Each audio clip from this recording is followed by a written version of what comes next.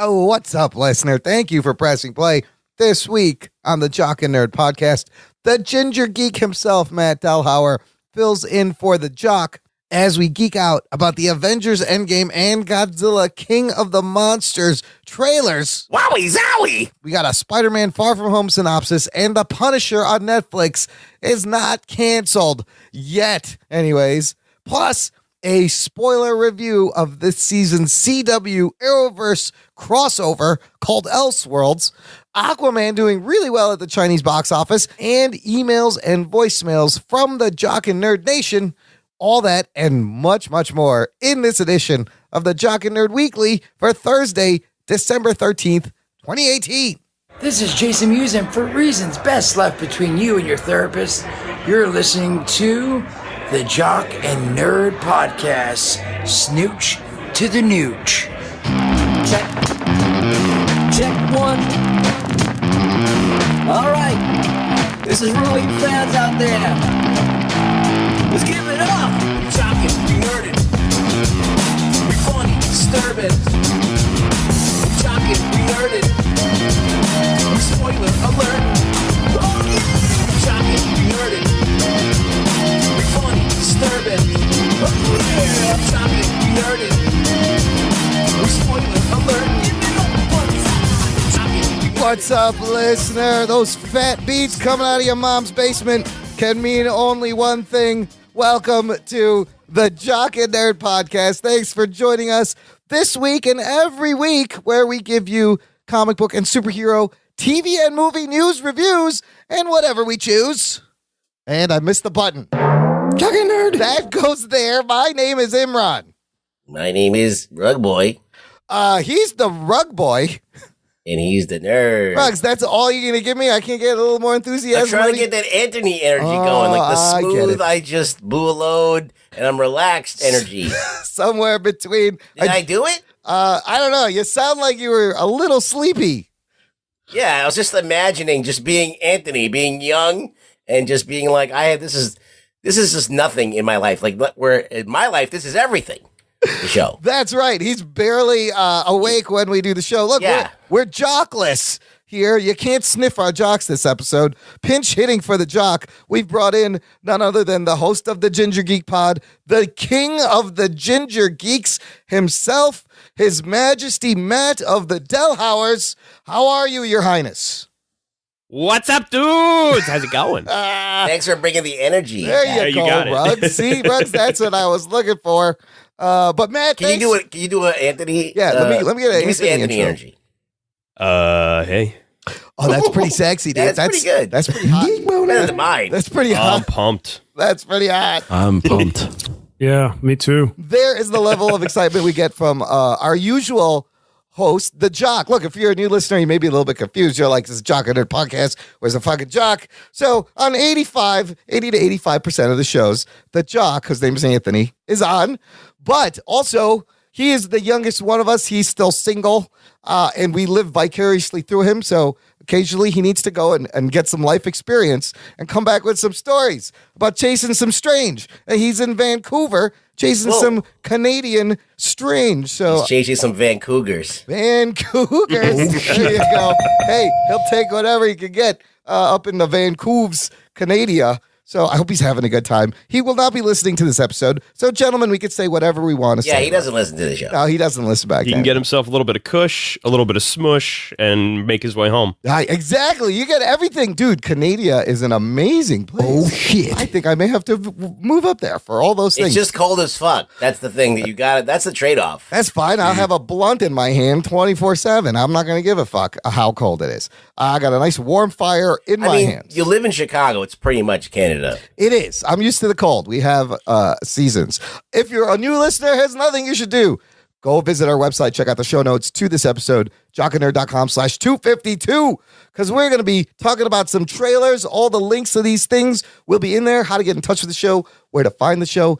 Anthony's missing out on a big week of Marvel and other trailers. We got a lot of great stuff. Let's get to it, you bastard. The Jock and Nerd Podcast. So we're officially going to be the last podcast on the planet to talk about the Avengers 4 trailer because it came out like a fucking week ago. Didn't you guys do instant reactions? Literally the day after you The recorded. day after we recorded, these motherfuckers, they couldn't sync it up with our schedule. Rugs, we did record stuff. So if you are on the Patreon, if you want bonus content, go to jockandnerd.com/Patreon because I did like a 14-minute breakdown of the trailer, which was a lot of fun.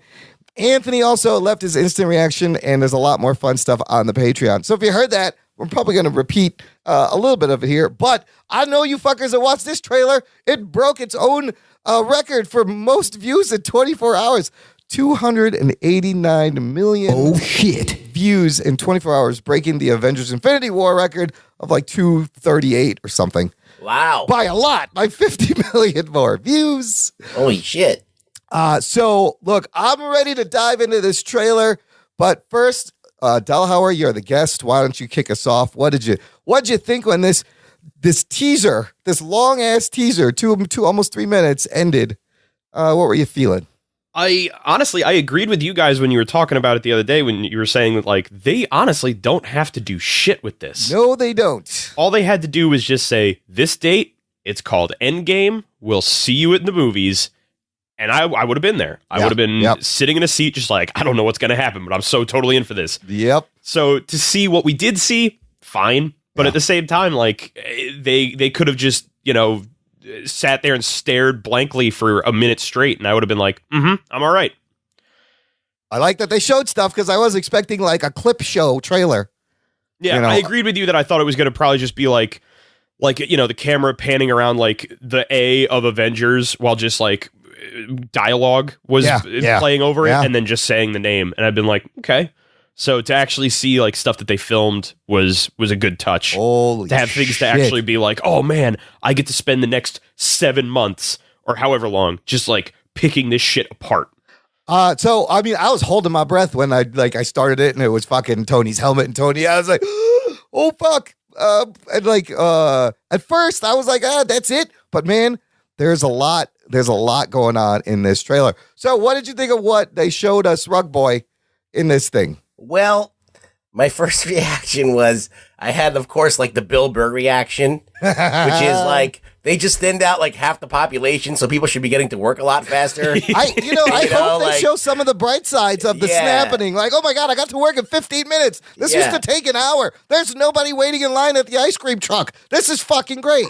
Yeah, like I'm thinking about like, oh, I could get that operation now. I'm bumped up on the list here. In and out of the post office in like 5 minutes. I love what Thanos did.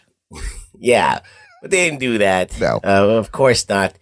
Basically, what they show is Iron Man doing a long message to Pepper Potts. Yeah. And I'm wondering, this is the same dude who's like, can do anything with technology, and he's like counted himself out already. I don't understand. So, well, it looks like he doesn't have any more power. He said he's got 4 days left before oxygen comes out. Let's start here. I got a bunch of questions. I love this blue palette that it's shot in. There's a lot of callbacks to the original movies, like the first Iron Man. Isn't this a lot like the first Iron Man, where he's stuck in the cave, he's dying, he's wearing a similar tank top? And he's got to rely on his tech to fucking survive. Yeah. I think one of the things that kind of caught me was his little speech that he was giving was that they were going to run out of oxygen in about 4 days. Yeah, so 4 days they left Titan. He's been out of food and water for 2. Yeah, that's... I believe is what he said. Yeah. I don't think he'd be nearly as energetic as he is for 2 days of no food and water. He seems pretty spry. It is... It's so sad, though, like... him recording this message, not knowing if it's even going to get there. While I know that they are not going to go this way, 100%, there's no way they're going to go this way, I would give this movie so much credit if they just killed off Iron Man in the first 10 minutes. And if he never made it to Earth and it was like, just done. No one ever got the message. He just fucking passes away on a ship on his way back from Titan. I don't even know if he's gonna ever make it back to Earth. But so he's in this ship. This is the second ship from the Milano, right? This is the Milano 2 or whatever it's called. The now. little jump ship that Nebula slammed into Thanos, right? Right. That's what this is. How much you want to bet that either Captain Marvel, she's saving him on the way to the planet, on the way to Earth, for getting the page, That's my one theory. Mm-hmm. And then I read another theory because he says this line, drifting in space with zero promise of rescue is more fun than that sounds. Rescue is this character that's fucking Pepper Potts. Oh, shit. It's not fucking Pepper Potts. Yeah, I was going to say, is it's Pepper Potts. Sorry, let me rephrase that. It's not a character that is currently fucking Pepper Potts. Rescue is this character that is Pepper fucking Potts. I'm moving around a little bit. So, and it's her in like Iron Man tech, so it's possible she finds him from this message. I don't know if they're alluding to that. She can do interdimensional travel in her Iron Man suit. I don't know. Who knows? Well, so here's the thing, Imran. Yeah.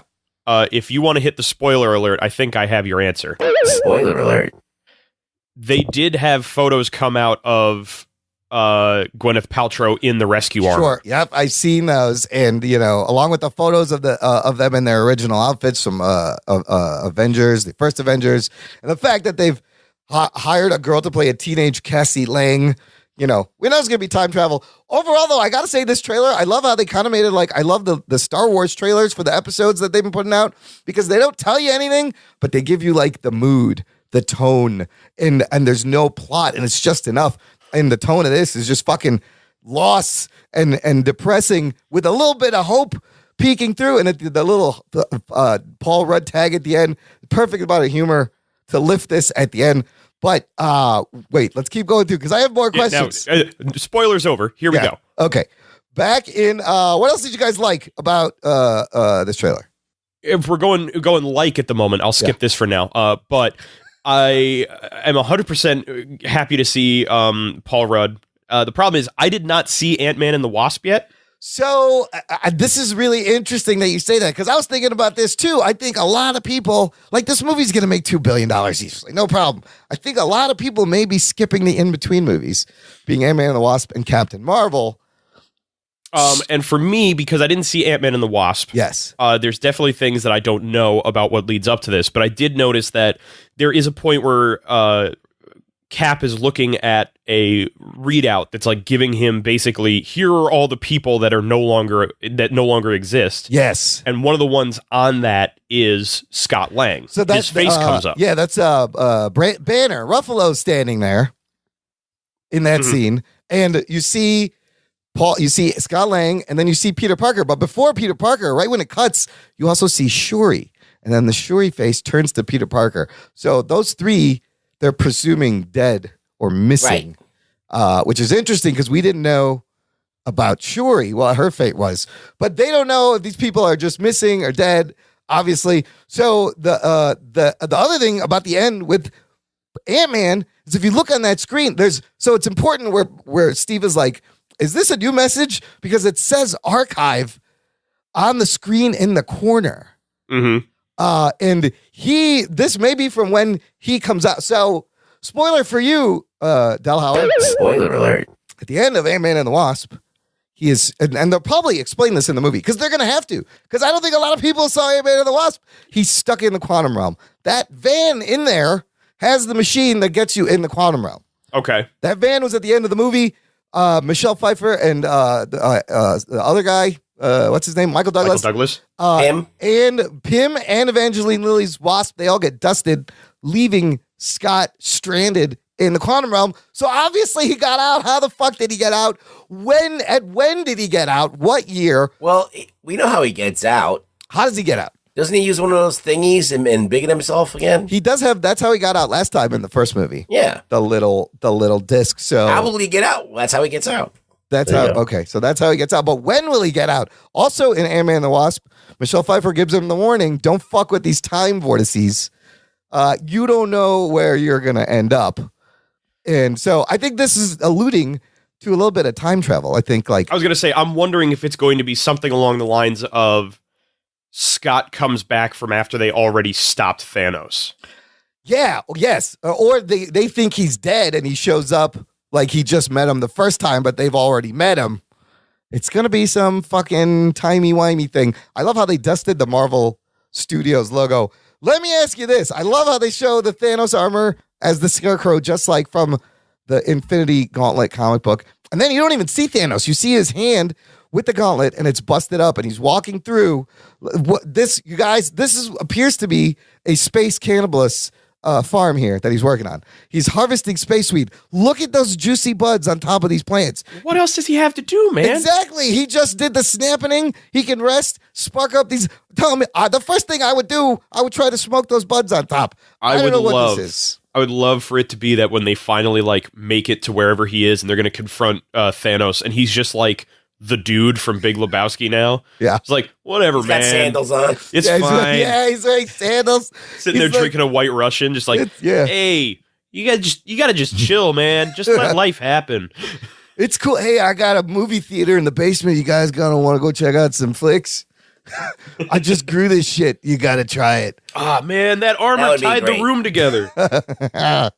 Ruggs, what else did you think? What else did you get from this trailer? Were you underwhelmed? I don't know. I saw like the tear that's running down Cap's face. Oh my god, that got me. That got me. Fucking Steve Rogers just crying. I don't like that Black Widow's not redhead anymore. So here's what's weird. In the promo art, she is a redhead. I think she will be. She's white-haired in this, but I think that also is another hint of some time travel. I was going to say, I think it's playing into because there's also, I believe they show in the teaser Cap wearing his old S.H.I.E.L.D. stealth suit again. So he's wearing the costume. He's wearing the suit from Civil War, right? No, Infinity War. Not Infinity War. Winter Soldier. Winter Soldier. So then my question is, what if that's actually back in time during Winter Soldier? That's the thing a lot of people are wondering is because there's been so much talk about, rebuilding sets from old movies. We're seeing him in an old suit. We're seeing pictures of her as a redhead again. That we're thinking he and whoever he has of the Avengers are going to be hopping through time trying to find a way to stop the snap from happening. I mean, of course, this trailer is cut to fake everything out, True. It's very Last Jedi in the fact that it's like, this could honestly be whatever. But that's what I love. It's like, this was like a perfect mood teaser for this movie because you don't want a trailer to telegraph the story. No, just don't. Especially not the second half. It left me with questions, and that's what a good trailer should do at this point for these movies. It left me with more questions. That's exactly what those Star Wars trailers did, and I really appreciated that. This trailer has no action, no money shot. No, you don't even see any of the characters that allegedly dusted. The only person that you see is Nebula. You see, so I think Nebula's going to be important. You don't see Captain Marvel in this, but we just saw her trailer, a whole trailer for her last week. I think Nebula, Scott Lang, Captain Marvel, they're all going to be important pieces in this next movie, which brings us to the name. Oh, wait, let's talk about fucking Hawkeye looking badass in Japan, slicing up some Yakuza. Delhauer, what'd you think of this look here? Here is my issue. Yes.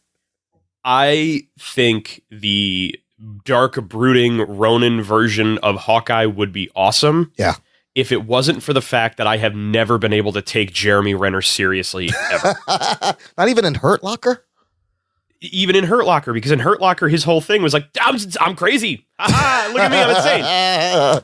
It's just that, I hate to put it this way, but Jeremy Renner has a butt face. Oh shit. Okay. And so I'll give you that. I can't buy him as like the square-jawed badass anti-hero.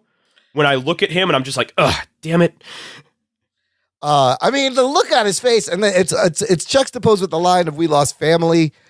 Scarlett Johansson, Black Widow is still saying it. So obviously, his family got dusted, and he's fucking pissed. Ruggs, what'd you think of the suit? And can you answer this question? Why is he wiping the blade off his arm when there's no blood on it?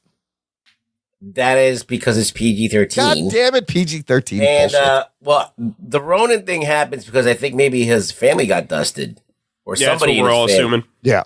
Somebody in his family got dusted. So that makes him go dark, come out of retirement. I mean, he does kind of look like Oliver Queen from fucking The Arrow a little bit. Yeah. But that's what he is. Essentially, why is he in Japan? There's fucking Yakuza bodies. He's just sport hunting to get his mind off of it, I guess. And as far as like Ronin and the name and two characters named Ronin, they're not going to call him Ronin. They don't even fucking call him Hawkeye. He's just Clint. Where's Clint? Oh, where's Dark Clint? Oh, you mean Pissed Clint? Where's Angry Clint? I'm Angry Clint Torres. Where's Clint Torres? Do you think? Remind me the Clinter is. Do you think they'll go the same way as Green Arrow, and where he's just Arrow, now he'll just be Hawk? Just Hawk or I. Call me I. They don't even call any of that. I love him looking at Peggy Carter in the stopwatch. So Is he thinking about going back to see her? If there's time travel, will we see Haley Atwell again as Peggy Carter? That'd be awesome. Because did she survive? Oh, wait. I don't know, because I have no idea if the dusting like happens throughout like it doesn't time. go back in the past. That'd be cool. If you're already dead when he did it, you're dead. It's not. It just dusted her corpse. It's just her corpse already dust. You can't get any more dusted. It's called the decimation, apparently. I was actually going to bring that up. The snapping. I like the snapping because it reminds me of which is funny because the fact that the decimation is the name that they stole from House of M. Oh, when what's her name did it? Scarlet Witch. Is they apparently had that come to light in a couple of tie-in novelization things, which made it known that Eric Selvig survived the snap. Oh, okay. Because apparently it's he and a whole bunch of like the greatest scientists on Earth. They're trying to figure out what happened. They're gonna need him to make some device or something. Like, guys, just I don't know. Somebody talk to Cap. God damn it. He knows. Why are you not telling everybody else? How come Cap didn't make a video on YouTube and just tell everybody what happened? By the way, here, let me fill you in. Subscribe to my channel, everyone. Links What's up, are right fam? there. It's your boy Cap America back with another video. It's Cap's vlog. Steve Rogers vlog. Make sure to check out Warby Parker. Use the bonus code America. Did you see that video that Tom Cruise put out to stop people from watching things in Cinemotion and motion smoothing? Yes, he's like turn off motion smoothing. And look, good for him. I agree. Turn off that fucking motion smoothing. I fucking hate that shit. I was gonna bring that up last week, but if the listener doesn't know, it's that time where your TV. It basically is adding frames to give it that like soap opera video effects. It was invented several years ago with like HD TV and all that stuff because the regular TVs couldn't they made it handle specifically for like sporting events. Oh, right. In order to try and undo the motion blur of like the football flying through the air and all that kind of stuff, so you could better get detail from sports. It was too high speed. But if you use it for anything else, especially cinema, where things like motion blur is part of the way they make the movie, right? It completely undoes like the aesthetic. I mean, it's adding frames to your fucking movie. What are you doing, TV? I didn't tell you to do The whole reason that movies look a certain way is because they're shot 24 frames per second. Exactly. Yeah. And it's the exact same reason as why The Hobbit at 60 frames looked weird as shit. It looked like it was done on a cheap video camera. Exactly. Yeah, it has this weird, like, flat video kind of. It's very straight. You will notice it. And a lot of times these TVs, they said, come with it turned on as default. So you got to go in there. Turn motion specifically smoothing 4K tends to always have it turned on. So Cap should have done exactly what Tom Cruise did and take matters into his own hands and alert the public about this epidemic. Yo, make sure you hit that bell. You get a notification every time Captain America drops a video. Subscribe to my podcast. It's called The Snapping. The Snapping YouTube channel. Make sure to check out my channel next week when I shave the beard finally. Yeah. Oh, Yo, shit. R.I.P. the Cap beard. Yeah, so that's another thing. Is this beard mean like this is the time has maybe this is another universe, or why would he shave it off and look fucking sick? Maybe because he didn't have a beard back in the past. Yeah, or in an alternate reality, another universe through the quantum realm. It's possible. And I love when they get to the name finally, you see all the blocks reverse and come together to form the logo, and finally giving us the title Avengers Endgame, which the Russo brothers are fucking liars, people. Oh, shit. Yep. Because they explicitly said in May, after Infinity War came out, the title of the next movie is not spoken in this movie. Also, the first time it was spoken was by Tony Stark in Ultron.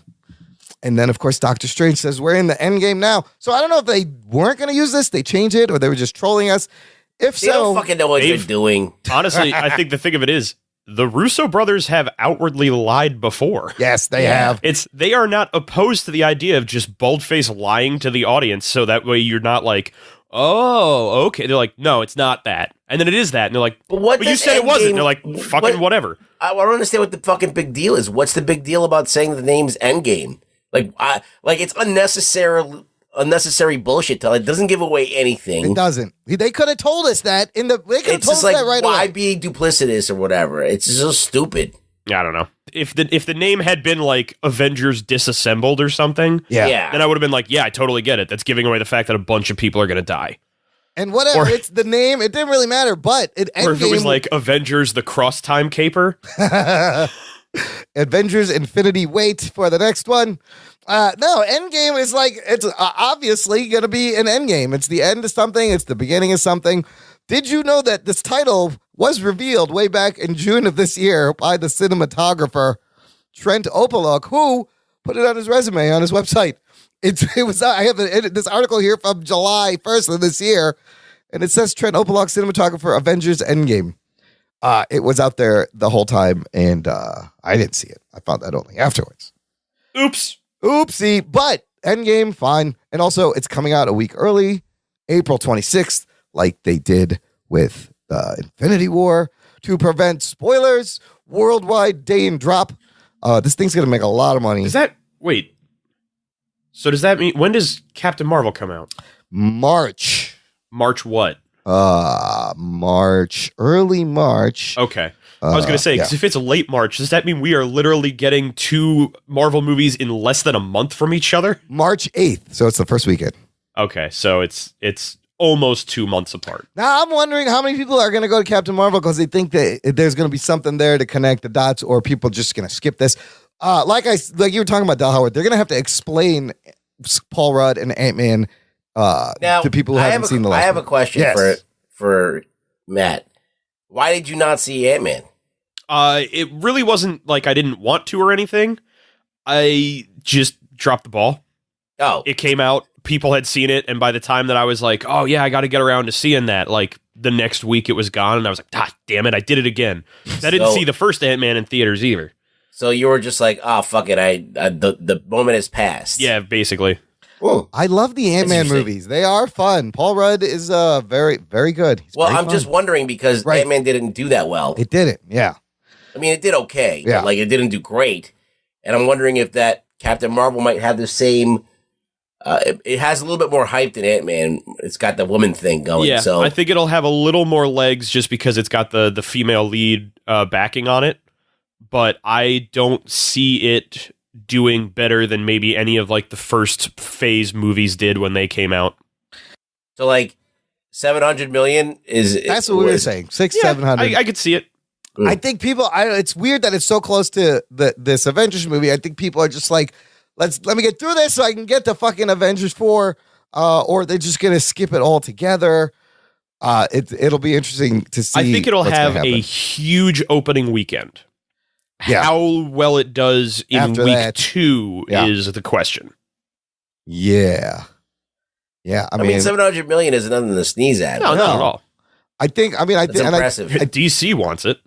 Yeah. You know, the trailers were okay. They didn't blow us away, but I feel like they got stuff that they're not showing. That's going to be really good. Absolutely. And I do think that a lot of the wooden robotic acting from Brie Larson is going to play into the whole, brainwashed warrior robot alien thing for her being a Kree.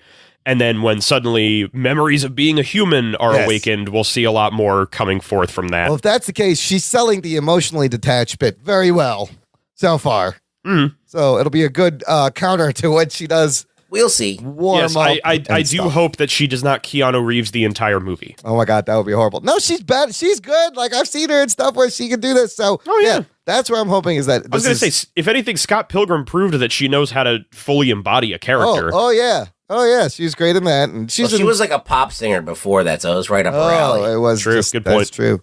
Kong Skull Island, she wasn't bad in that. Another one I didn't see. Yeah, she was also in another movie with a bunch of people shooting at each other in a garage. I forgot the name. I do remember seeing the trailer for that once and going, "That's an interesting idea," and then I never saw anything about it again. What was that? I tried to watch it and I got disinterested. I think it's called like The Shootout or something. No, I don't remember. You're gonna have to like do IMDb on Brie Larson to get there. Sounds generic. Free Fire. Yeah, Free Fire came out last year. What? Yeah. Oh no, 2 years ago. 2016. What the? Yeah, her Army Hammer, Cillian Murphy. Sharlto Copley's in this, and Army Hammer. Everybody's in it, but no one saw it. Holy shit! I never heard of this movie. The bunch of people shooting Cillian each Murphy other. It's all of them in a garage shooting at each other. for the whole movie. Yeah. It starts off that it's a big shootout, and then it's essentially it only takes place in a warehouse. Oh, it's in 1978. It sounds like they want to do like a Tarantino-esque kind of thing. Yeah. Absolutely. And it probably did not work. I don't know. That's the thing is it pulled in enough recognizable names. You think it would have gotten more like notoriety. Free Fire, huh? Man, I might have to go find that and check this out. Any final things about this Endgame trailer? Bring me the next one, Marvel. That's all I'm gonna say. It's going to kill at the box office no matter what the fucking trailer was. Here's my question. Yeah. When does Widow have the time to hit the salon? Because, like, she constantly seems like she just walked out of hair and makeup for being a secret spy who just fought a galactic war. She looks good. There may be one in the Avengers headquarters. She just went to the salon in the lobby of Avengers. Well, at least that lets us know that her beautician didn't get dusted. The same guy who I guarantee you, Stark has someone come in. The same guy who shaved like that guy's fucking facial hair is so on point. It's not easy to do. I like to assume that Stark would have just built something to do it for him. A robot, yeah. Vanessa, give me the old goatee number 4. And then it just does it. By the way, why does Thor look like he's about to battle Thanos in a rap battle from 8 Mile? He's looking a little Eminem sitting there. Yeah, it's a little odd. It's just have him in like a hoodie. Yeah, he's in street clothes and it looks like he's in a cell. I think he's in the locker room at like Avengers headquarters. He's got Loki spaghetti on his shirt. That would be great, though. I want to see a rap battle. So, they're focusing on Cap, Thor, Tony. One of these guys ain't going to make it. Maybe Tony doesn't even make it to Earth out of this movie. We'll see. What happens April 26th? All right. Before we get to, one last thing. Scott Derrickson will return to do the Doctor Strange sequel. Doctor Strange 2 is happening. They need a writer. Doctor Strange 2, Mystic Boogaloo. Mystic Boogaloo. I want to see Doctor Strange pop and lock. I think it would be very him and He's Wong. already got the finger tutting down. He just has to move the rest of the body.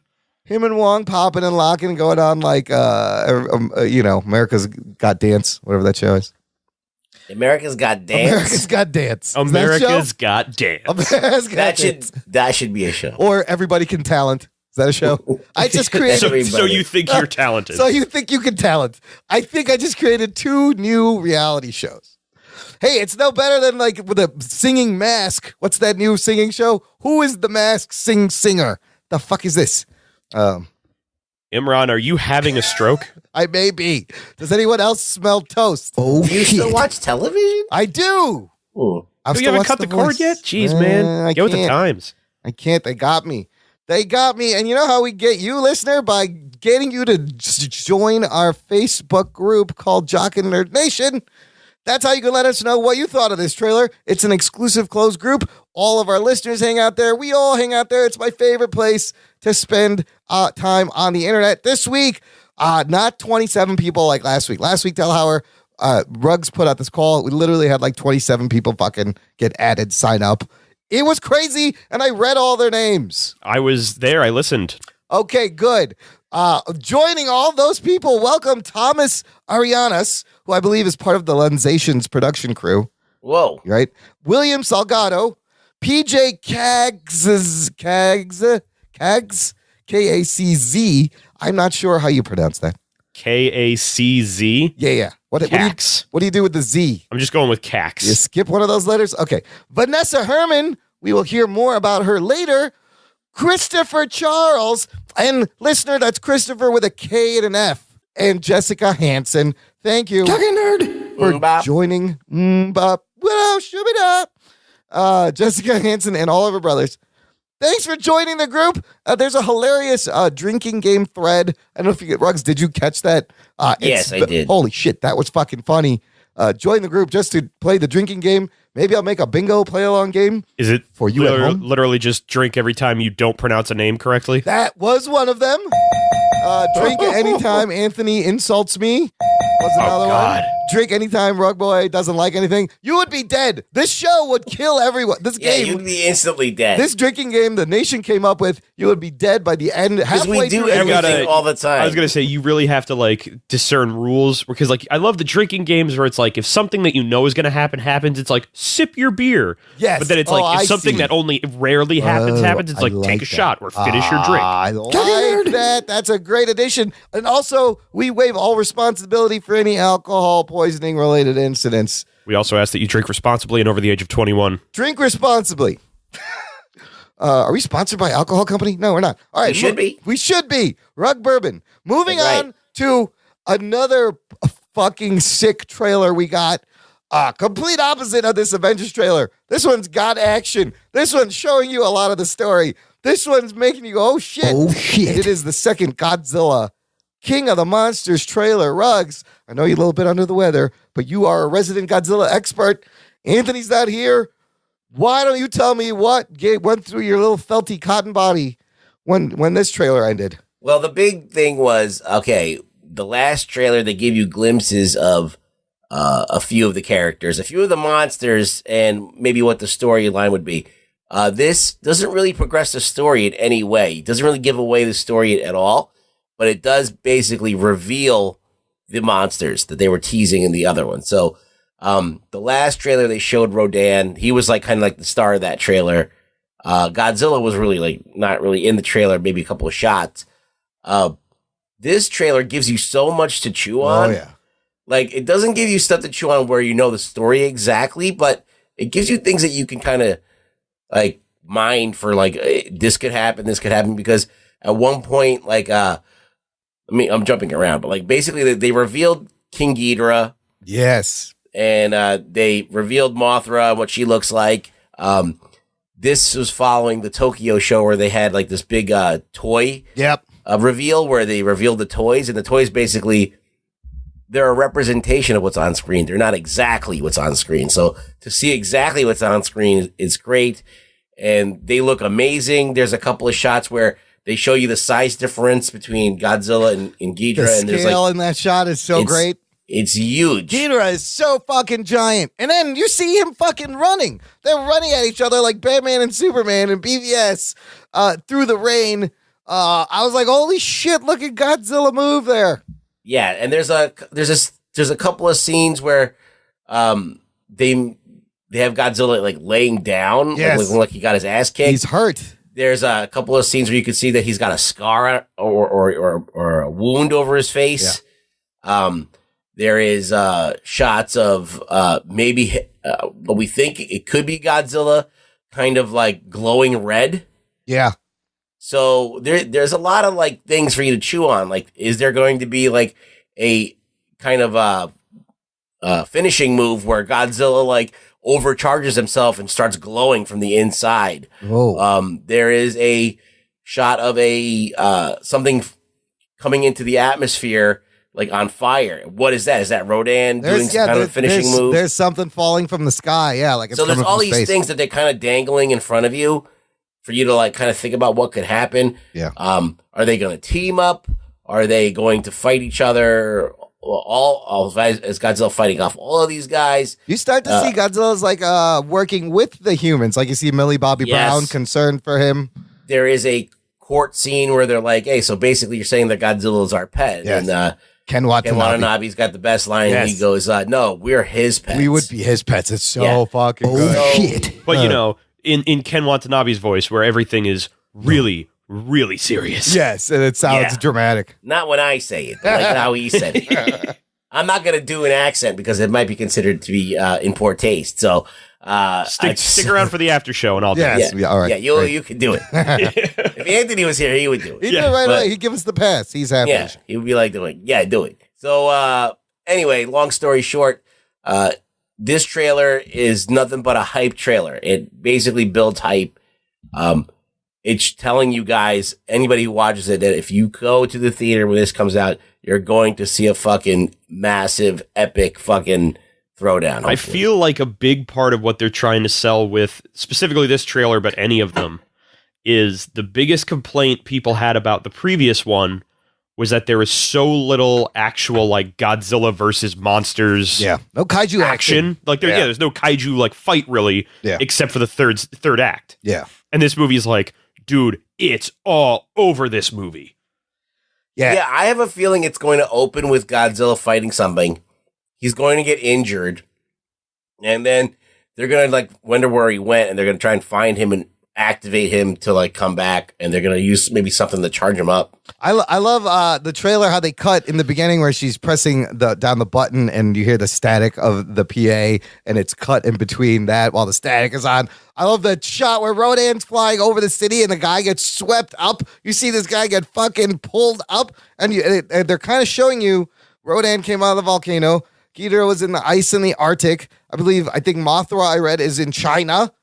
I thought Mothra was coming from space. I thought he was the thing coming down, or she was the thing coming down from space. That's possible also. Delhauer, which one of these monster reveals did you like the most? And it looks like there's 2 more monsters in here. How many fucking monsters are going to be in this movie? I was going to say, going off of what Rogue Boy said about opening the movie with a fight, is I do believe they had said that there are still more mutos, whatever they call them, that are showing up. Yeah, not Titans. So I'm wondering if that might be the opening of it, is just Godzilla versus whatever these toss away monsters might be.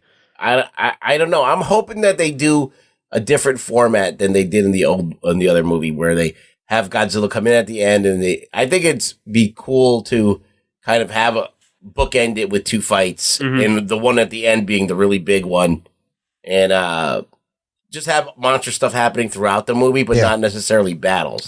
Well, I mean, the shots of like Washington, D.C., it's completely destroyed. It looks like end of days. And I'm still confused as to the parts where they were like, oh, the humans fucked up the planet. The cure is these Titans. They're going to come to fix everything. But does that mean they're going to get rid of us? Then why is Godzilla on our side? Is Mothra and Godzilla are they going to team up? Well, I think this is what it is. I think that, first of all, Monarch has discovered that there's a basically subterranean world. Right? Yes. That there's under the Earth's crust, that there is a place where these things can like hide out and or exist. That discovery, like made back in the time where Kong Skull Island and stuff like that, where it's definitive. There's Monarch who's studying this and trying to figure out what these things are doing, and they're thinking, okay, maybe they're there because of nature. It's a natural. It's part of the Earth, and they're basically going to balance out, like maybe the population or whatever, blah, blah, blah. They're there to be the alpha predators. Then there's another splinter group that wants to weaponize these guys. And so, whereas Monarch thinks that, okay, they're like not benevolent, but they're just a part of a natural force that needs to be there. Balance. Yeah, to keep a balance. These other guys are putting it out of balance. And you could see it because there's a bunch of shots of this plane, this high-tech plane. Yeah.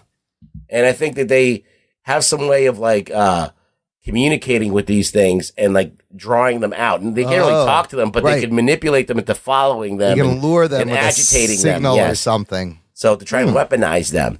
So I think that that's what the story is going to be. And it's the battle of these 2 rogue. One is Monarch, this like secret organization that the government likes. And then there's another rogue terrorist organizations trying to use these monsters for their own means. So that's got to be Charles Dance's character, because he's the father Lannister, Tyrion's dad from Game of Thrones. There's no character name for him in the cast listing. We don't know. He's probably gonna be a bad guy, right? He's probably gonna be a bad guy. This cast is amazing: Millie Bobby Brown, Vera Farmiga, Sally Hawkins, Kyle Chandler, Charles Dance, Bradley Whitford, Ji Zhang is that lady you see in the trailer playing Dr. Chen, Ken Watanabe, fucking Ice Cube's son, O'Shea Jackson Jr. I thought it was Ice Cube. It looks just like Ice Cube. Yeah, he does. He's in this.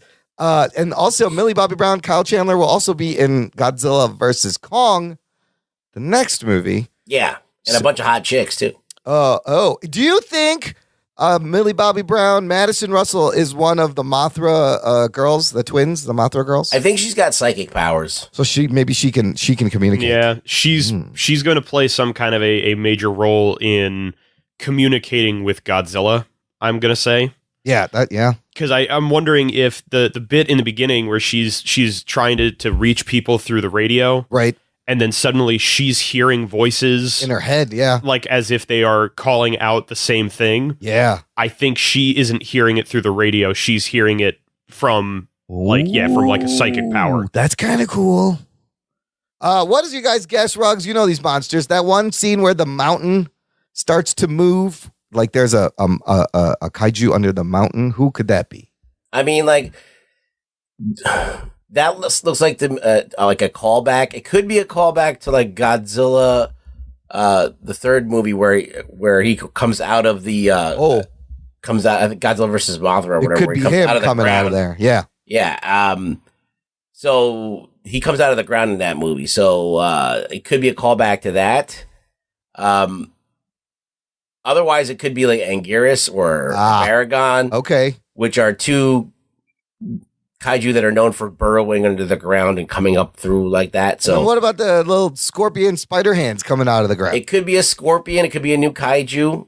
Same thing with the other thing. That could be an amalgamation of one of those characters. So there's probably going to be more than four big kaiju in this movie. I think there was also a rumor going around that like when Godzilla does that, throws his ray up into the air, that's like a call to like Thundercats. Like everybody just like perks up and like wakes up out of their slumber and comes to join him, to like fucking beat something up.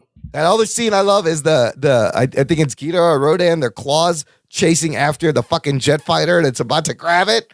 I was like, oh shit, show me that. Show me these things throw fucking planes around. That's awesome. Yeah, I mean, there's a lot of cool shit. I mean, so far, everything that I've seen in this, like, I hate, like, look, Godzilla 14 is a mess of a movie, but it's got brilliance in it. This looks way better than that already. Well, I wouldn't go that far. I still think that there's stuff in Godzilla that's just brilliant. I think that they basically made a huge mistake in not having that middle scene where they just cut away. Mm-hmm. And that ruined that got everybody so pissed, and they killed off Bryan Cranston too early. Yes. They did those two things, yes, and those things like put like a spear in the movie's heart. And if they wouldn't have done that, that movie would have been a great movie because there's some great shit in that first movie. But Godzilla's only in it for like 10 minutes, right? Yeah, but that's not a problem. No. Just don't make the movie 2.5 hours long. Right. Do it an hour and 40 minutes with 10 minutes. It's fine. So. Anyway, this movie here, it seems like everything that I've seen has been very interesting. It hasn't turned me off. It seems like it's going to be a lot more action. I'm hoping that it's not the only thing that can really derail it is just silly bullshit. And I don't even if the action is good, I don't think that could even derail it.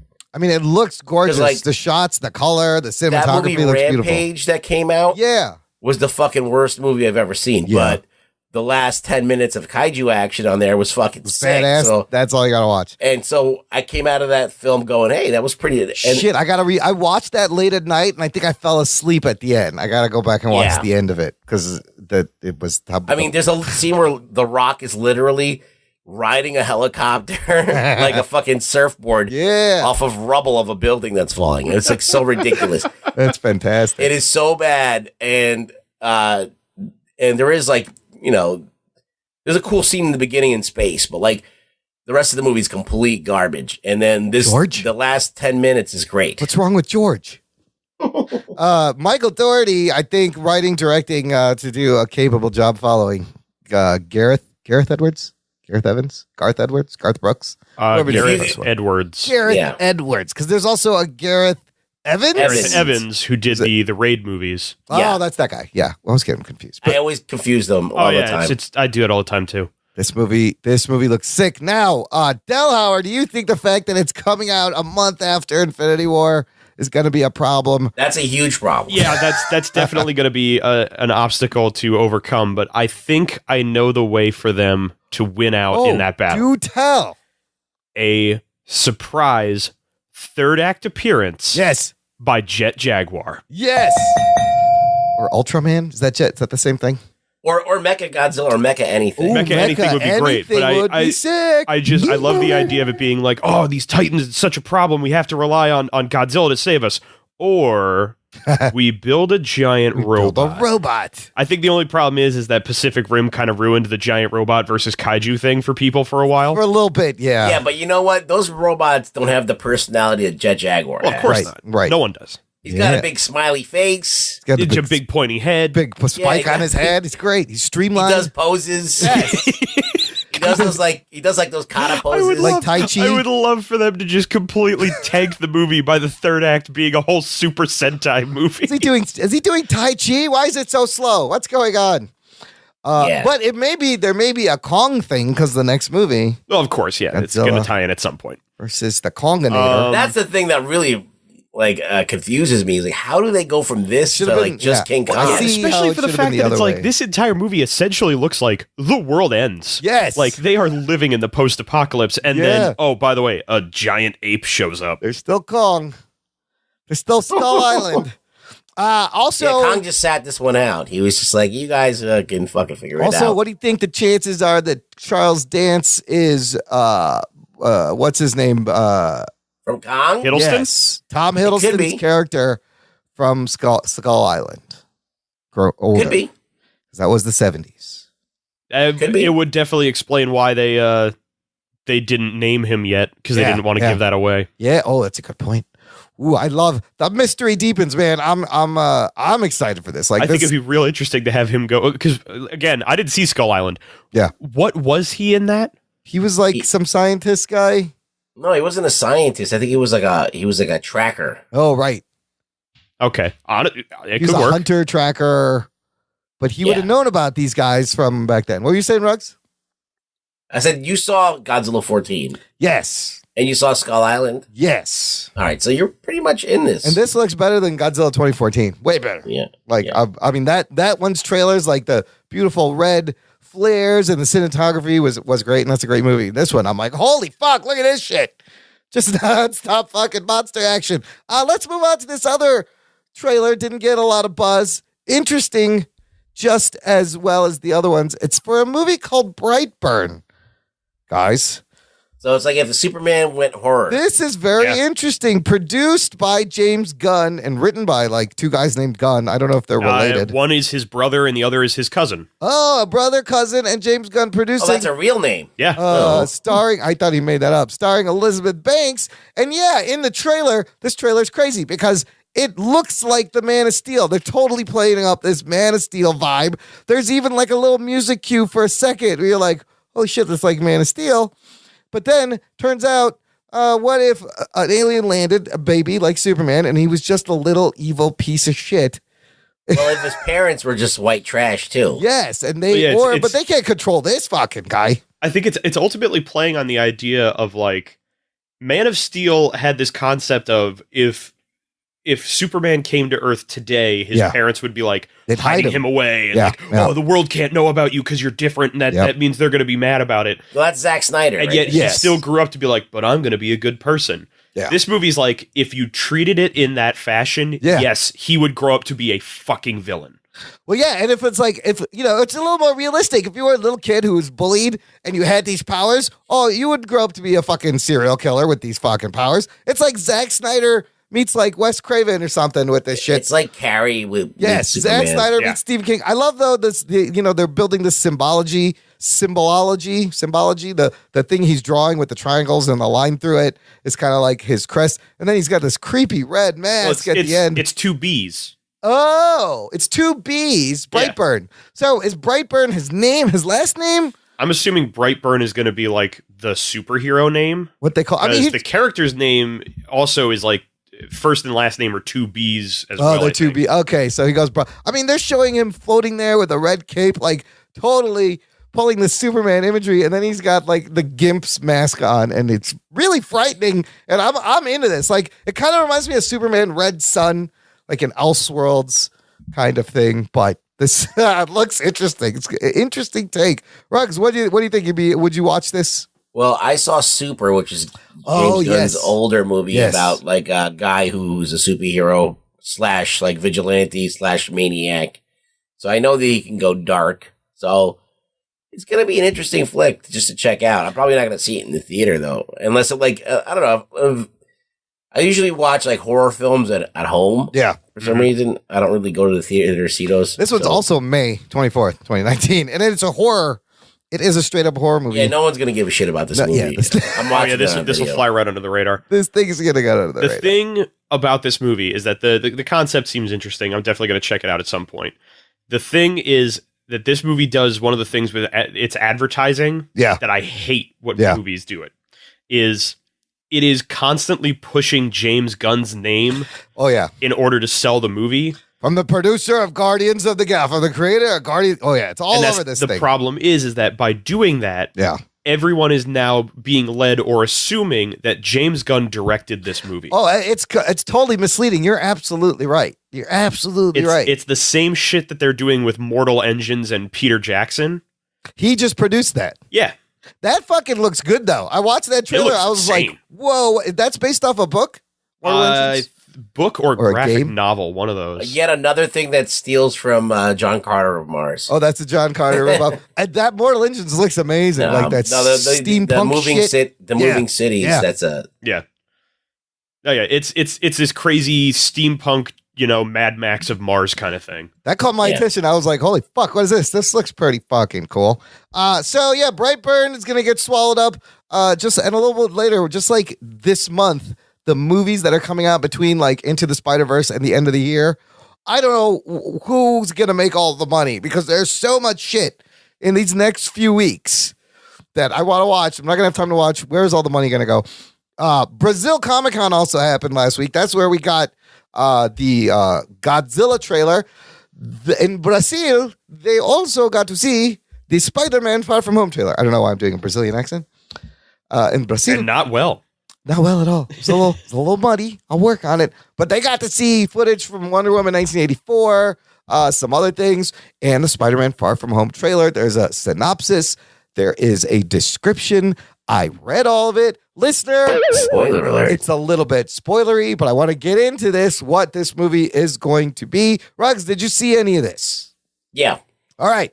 So basically, they're on field trip, Tom Holland, Peter Parker to Europe. Spider-Man's famous.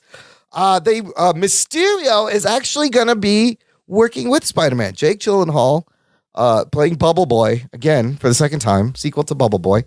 Only this time the bubble's just on his head, not on his whole body. And they're going to join forces because Peter and Mysterio Quentin Beck will be fighting the Elementals. Right. Which is a group of bad guys that were introduced in 1974. It's Hydron, who's the Lord of Water, Magnum, Master of Earth, Hellfire, Wielder of Flame, and Zephyr, Mistress of the Winds. So you got one of each element. And so that one clip we saw earlier in that stunt clip where that big water cannon took out the Peter stunt double, I was like, is Hydro Man in this? It's the fucking Elementals. Right. But there's probably some shenanigans. Oh, also, just like the cartoon, Nick Fury is going to come and recruit Peter and probably give him all this new tech and new suits. Right. Because, Peter Parker is a dumb little high school kid, can't do anything on his own. Right. He needs He needs everybody's help. He help. needs a suit that talks to him, tells him what to do. From what I could tell, the most that I can gather is that one of the bigger reasons, like granted, yes, S.H.I.E.L.D. does try and recruit him. Yeah. But one of the biggest reasons is that he willingly decides to leave the Spider-Man stuff in New York when he goes to Europe. Oh, to not so get then into when any shit trouble. Starts going south, he's like, I don't have S.H.I.E.L.D. a suit. shows up and is like, here, have this. I mean, it sounds like fun. I like. I posted the photo of the black stealth suit, which is reminiscent of I like that it's like Spider-Man Noir with the goggles, but I don't understand why he's got like knee pads and shin pads. Like, why do you need straight up tactical, bro? It's S.H.I.E.L.D. Yeah, but he's Spider-Man. You don't need fucking shin pads. Well, what if he falls on his knees? Jeez, well, I don't think it's a Spider-Man suit. I think it may be a S.H.I.E.L.D. Just I think it's just cobbled together. It's a S.H.I.E.L.D. tech suit with his fingertips, but it's got the black eyes. That looked kind of sick, and I saw some shots of like a darker Spider-Man suit. All right, Far From Home. We'll see. Well, this is my from what I've gathered. I think this is what's going to happen. It's a huge swerve. Mysterio is behind the Elementals. Yes. He wants to be a hero. He wants to be loved like Spider-Man. Yep. He wants to team up with Spider-Man. He wants to be an Avenger. this is what, and he makes up the elementals to like. I like that because pump himself up, teams up with Spider-Man, and Spider-Man finds out in the last act. Yeah, it was all him. Yeah. So essentially, yeah. It's Catch Me If You Can. Yes, with Spider-Man. With Spider-Man and Quentin Beck. But that's very true to the comics. And in fact, his first introduction when he was created was like he wants to be the good guy, but of course he's going to manipulate the stage because he can. And funny enough, I feel like, did you guys see the short little like Instagram video that Jake Gyllenhaal put out recently? Where that was he joined Instagram and his first post was he's holding up a Todd McFarlane issue of Mysterio, and in the back you see like Spider-Man 12 or like from the 60s a Ditko issue. But he's reading the issue, and he lowers it while he's reading it and just responds with, "What the fuck?" Yeah. And it's the little caption he put was, "Just found out I'm not playing Spider-Man." But we all knew he was playing Mysterio. Well, of course, but I think it's playing on the idea of, number one, he was one of the ones up for the auditioning for the role with Sam Raimi. Yes, after Toby. Yes, right. And I think he was one of the ones who was like in the running, and Toby got it. Yeah. Number two is that also really plays into the idea of I'm not the hero, and being like really upset about it. I'm not. And that really works for the character. He is a great actor. I would have loved to have seen him as Spider-Man. I think him and Tom Holland probably have really good chemistry. But fucking Gyllenhaal rocks in everything he does, really. Mm-hmm.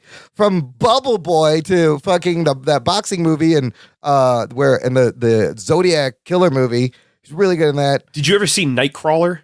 He's good in that. Isn't that the Zodiac Killer movie? No, that's Zodiac. That's Zodiac. Nightcrawler was the one where he is a freelance videographer who basically tries to get footage of crimes in Los Angeles, almost like tries to get there before the news does. Oh, right. So he can sell the footage to newsrooms. I heard that was good. I meant to watch that. Yeah, it's great because it really plays into the idea of like, you really have to be a fucking psychopath. You gotta be a scumbag paparazzi. Yeah.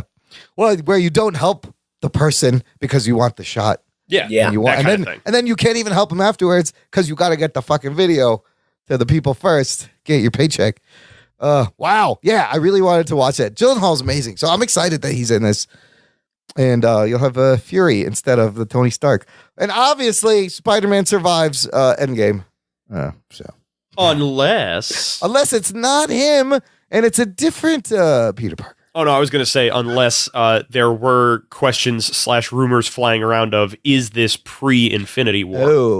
Oh, you know what? The Russo brothers, they could have lied about that too. Yeah. You don't know. It could be. That's a convenient way to do it. They said Loki is dead. I don't believe anything those fuckers say anymore. Yeah, I don't believe me. Yeah, don't believe them. All right. Last thing in the news, some Netflix news on the small screen.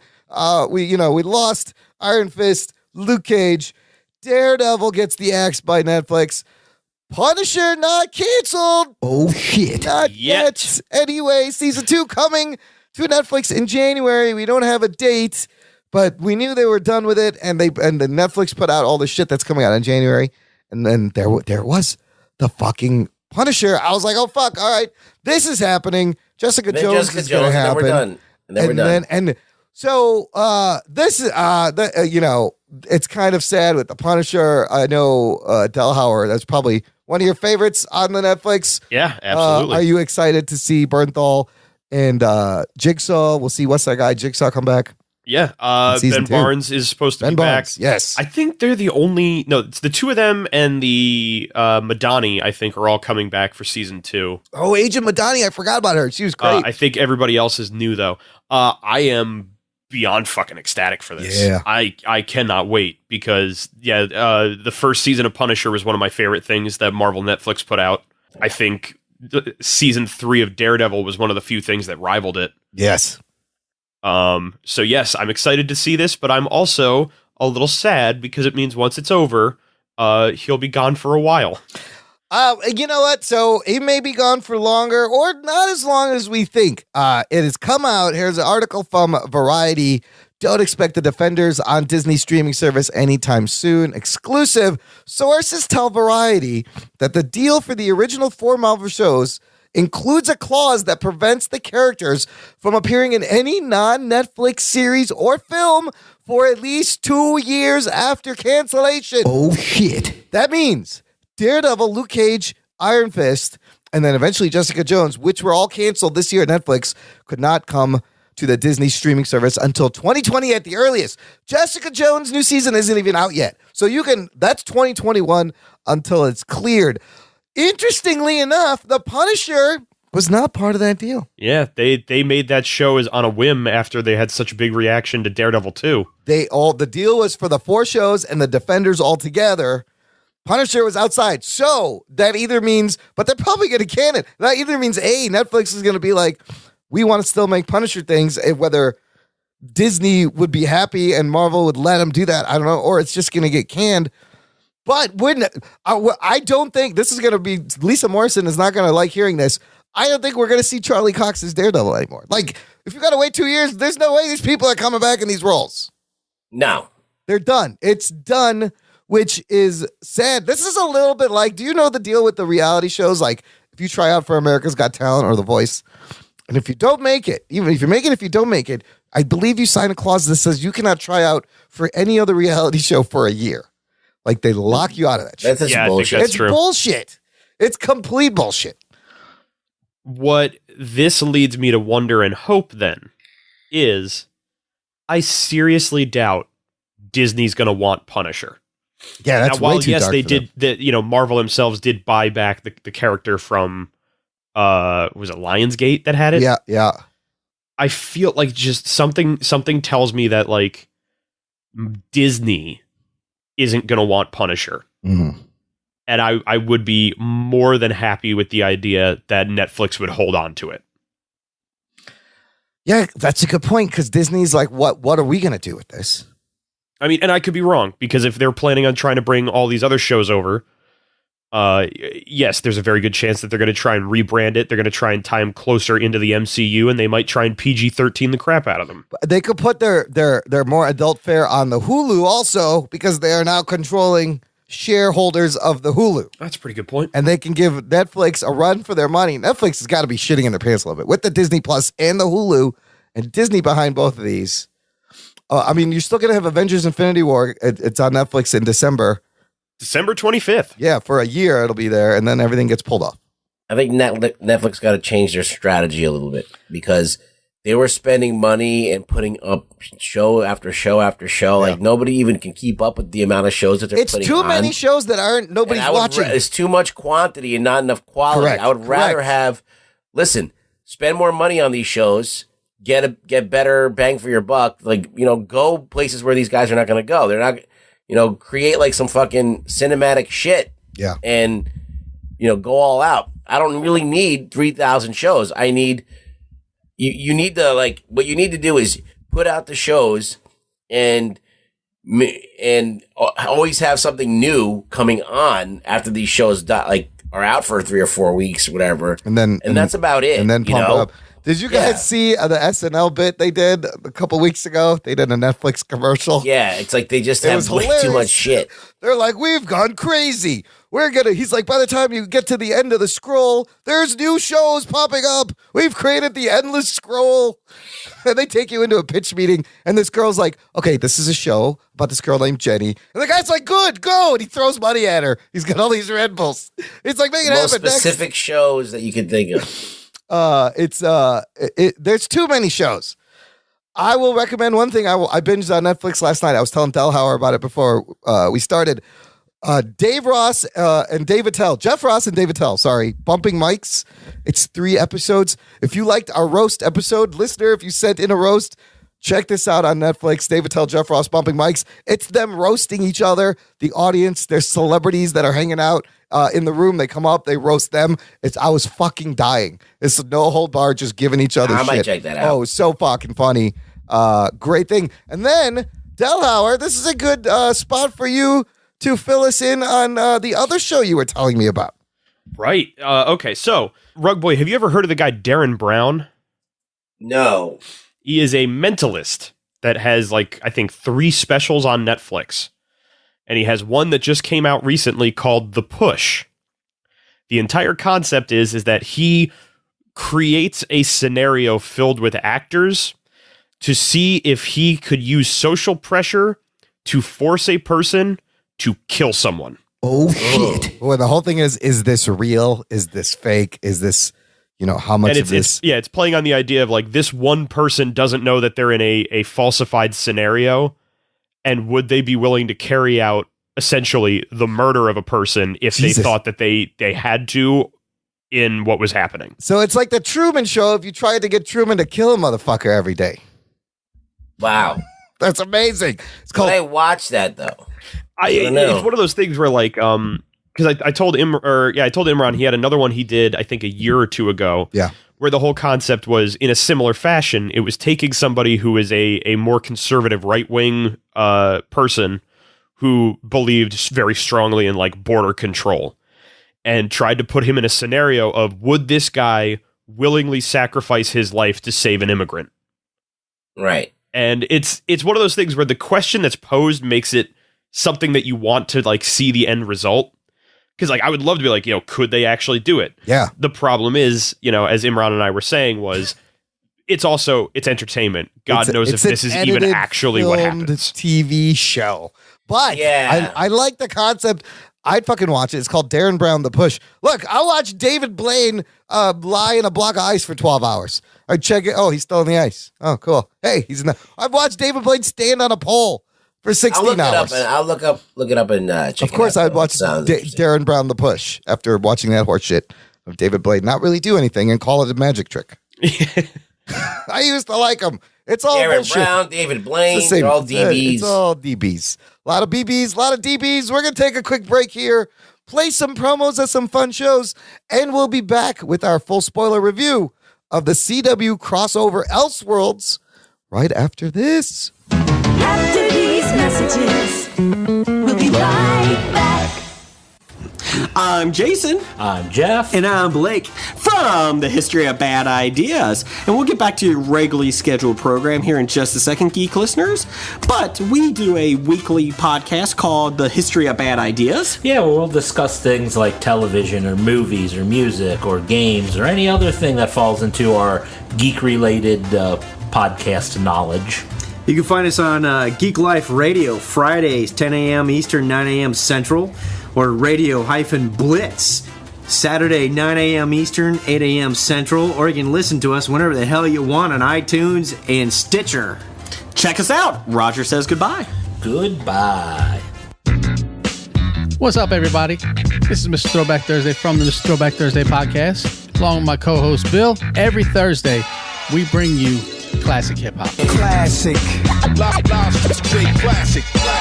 All the good stuff, the stuff that you forgot about, the golden age, pre-golden age, back to the original era. For all the pioneers, I'm going way back. Each week, we bring you hip-hop headlines, so we let you know what's going on with your favorite artists from back in the day. We bring you Wu News. We dedicate an entire segment just to the Wu-Tang Clan every week. Wu-Tang Clan ain't nothing to fuck with. We bring you 2 records. One is a one and done. One is a record of the week. We give you an artist of the month. We give you all the classics. Classic. Straight classic. Come and check us out. Every week we're on iTunes, Stitcher, and at MrThrowbackThursday.com.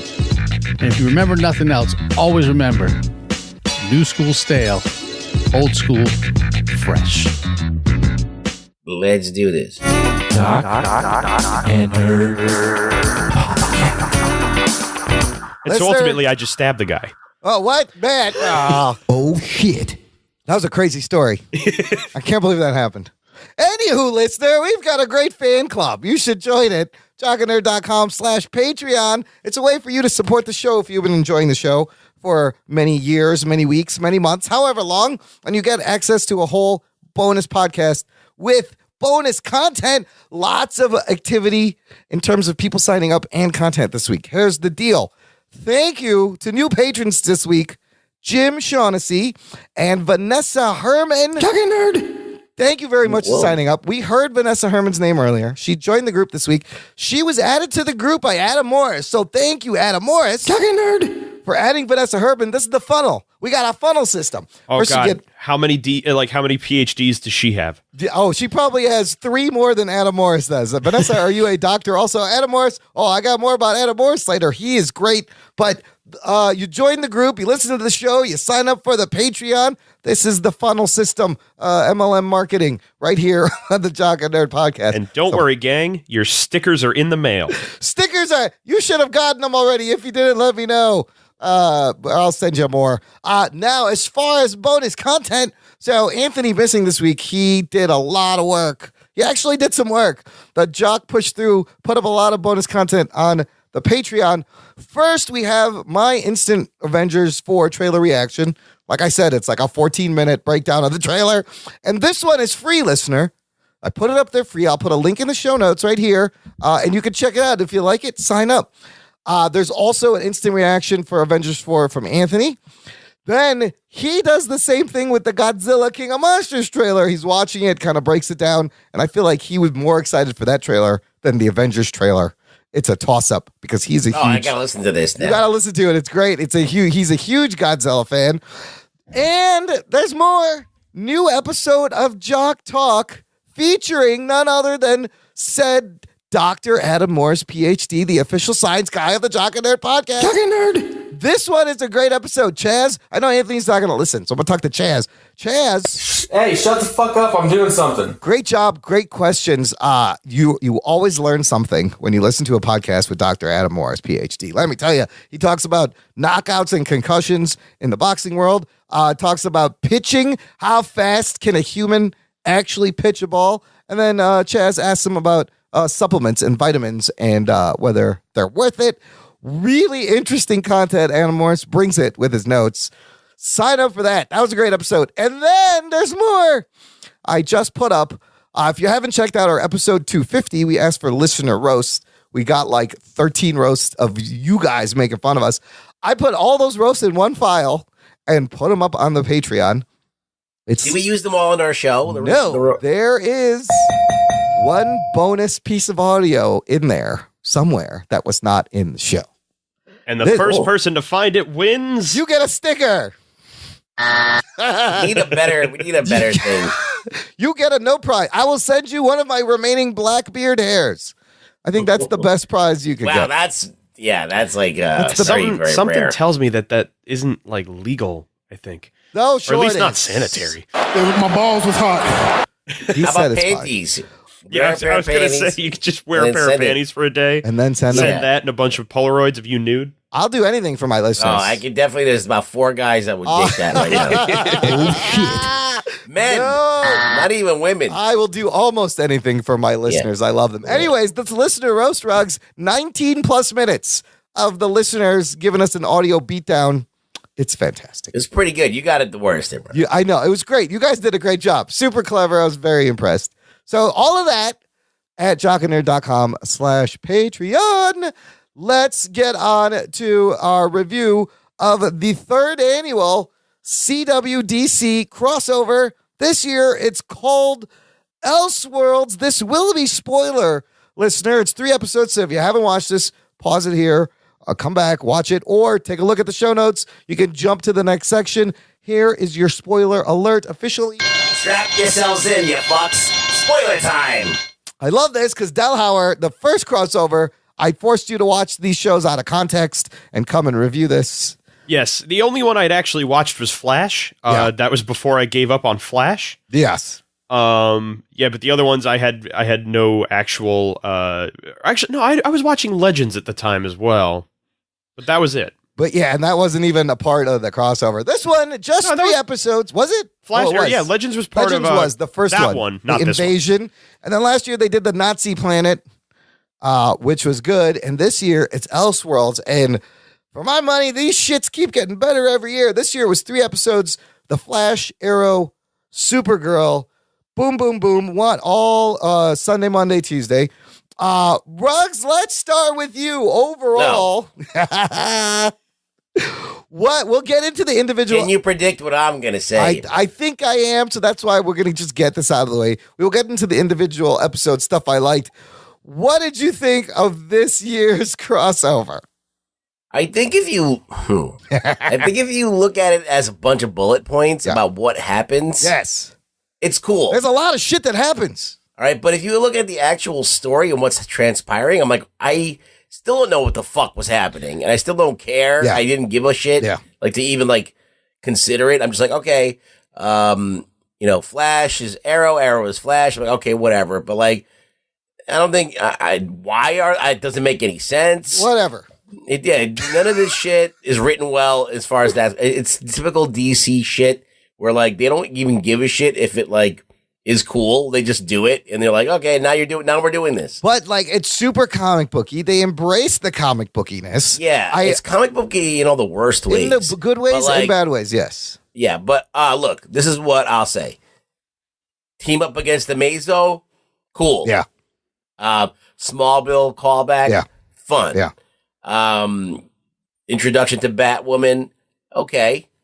Arkham Asylum, I don't know if that really felt like Arkham Asylum to me. Okay. It felt like a very, very like low rent, but Arkham Asylum. It didn't really feel like Arkham to me at all. And you find out about the toilets in the wall. Yes, that's an important. And those are the biggest takeaways from this. There's more. Have you? Let me ask you. Are you watching any of these shows? No. Okay. I'm done with this shit. Okay. So, but it was still watchable out of context. So I think they did a good job of doing it was. that. Yeah. So the only shows I'm watching are The Flash still, and Legends is just fun. It's a fucking fun, silly show. I love those. And Black Lightning is fucking amazing. But the Legends and Black Lightning were not in this. I thought the crossover was a lot of fun. I loved all the references, Easter eggs. Delhauer, what do you say? I enjoyed it. I remember when we did Invasion. Yes, I was very iffy on it because it felt like they tried to make episodes that more spoke to just the show that they were in. And then like, oh, by the way, it's also a part of this crossover, I guess. Yes. This one, I think I liked it better in the fact that it was a full crossover storyline that went through all 3 episodes. Yep. They had their obligatory, like, by the way, here's a nod to the storyline that's going on in the regular show, but forget that for now. We got shit going on. Yeah, it didn't get in the way. I enjoyed the hell out of it. This was a lot more fun than I expected it to be. I really expected this to be a slog. It definitely had some key points that I would have probably done differently or wish they had done one way or the other. Funny enough, of all the things in this show that really caught my attention was oh god, what's his name? Tyler Durden? Perry? No, Jesus. Tyler Hoechlin. Oh, Superman. The guy who plays Superman? Yeah. Holy shit. That guy is an awesome Superman. He's a very good Superman, dude. Like literally the whole time I was watching it, I was like, I just want to see more of this guy. Like this is so refreshing. I have not seen a Superman that I have liked in years. I think he should get his own show, and we'll get into where it ends. There was a crazy reveal in the end, but yeah, as far as the 3 episodes, let's talk about what we liked about each one. Overall, though, I thought the Arrow episode was the best. It was my favorite, and the third one was kind of clunky, and there was a lot of forced things. I felt like they could have had. They needed another episode. Mm-hmm. Can you tell me what happened in this story? Yes, I can. So we have a very important character in DC lore called the Monitor, who looks like the Monitor from the comics. That guy was He gives a guy a book. He gives a guy a book. This guy's name is John Deegan, a very creepy Jeremy Davies doing a great And he, for some job. reason, decides to, with all this power, that he's going to just flip a couple of people. The only thing he does, he's also Dr. Destiny in... It's so stupid. So I didn't understand. I mean, he kind of explains why he gave Deegan the book, but why this Deegan? I don't know why, because he believes in superheroes. But the only thing he does the first time, this guy flips realities a couple of times, is switch the bodies of Barry Allen and Oliver Queen in a Freaky Friday way, but not in a Freaky Friday way. I love the whole thing where they were like, isn't this a little more Quantum Leap than Freaky Friday? He's like, well, no, actually, that would mean you would see yourself in the mirror. So it was confusing. And why did the guy, the Monitor, give this guy this book? Yeah, it's a big-ass book.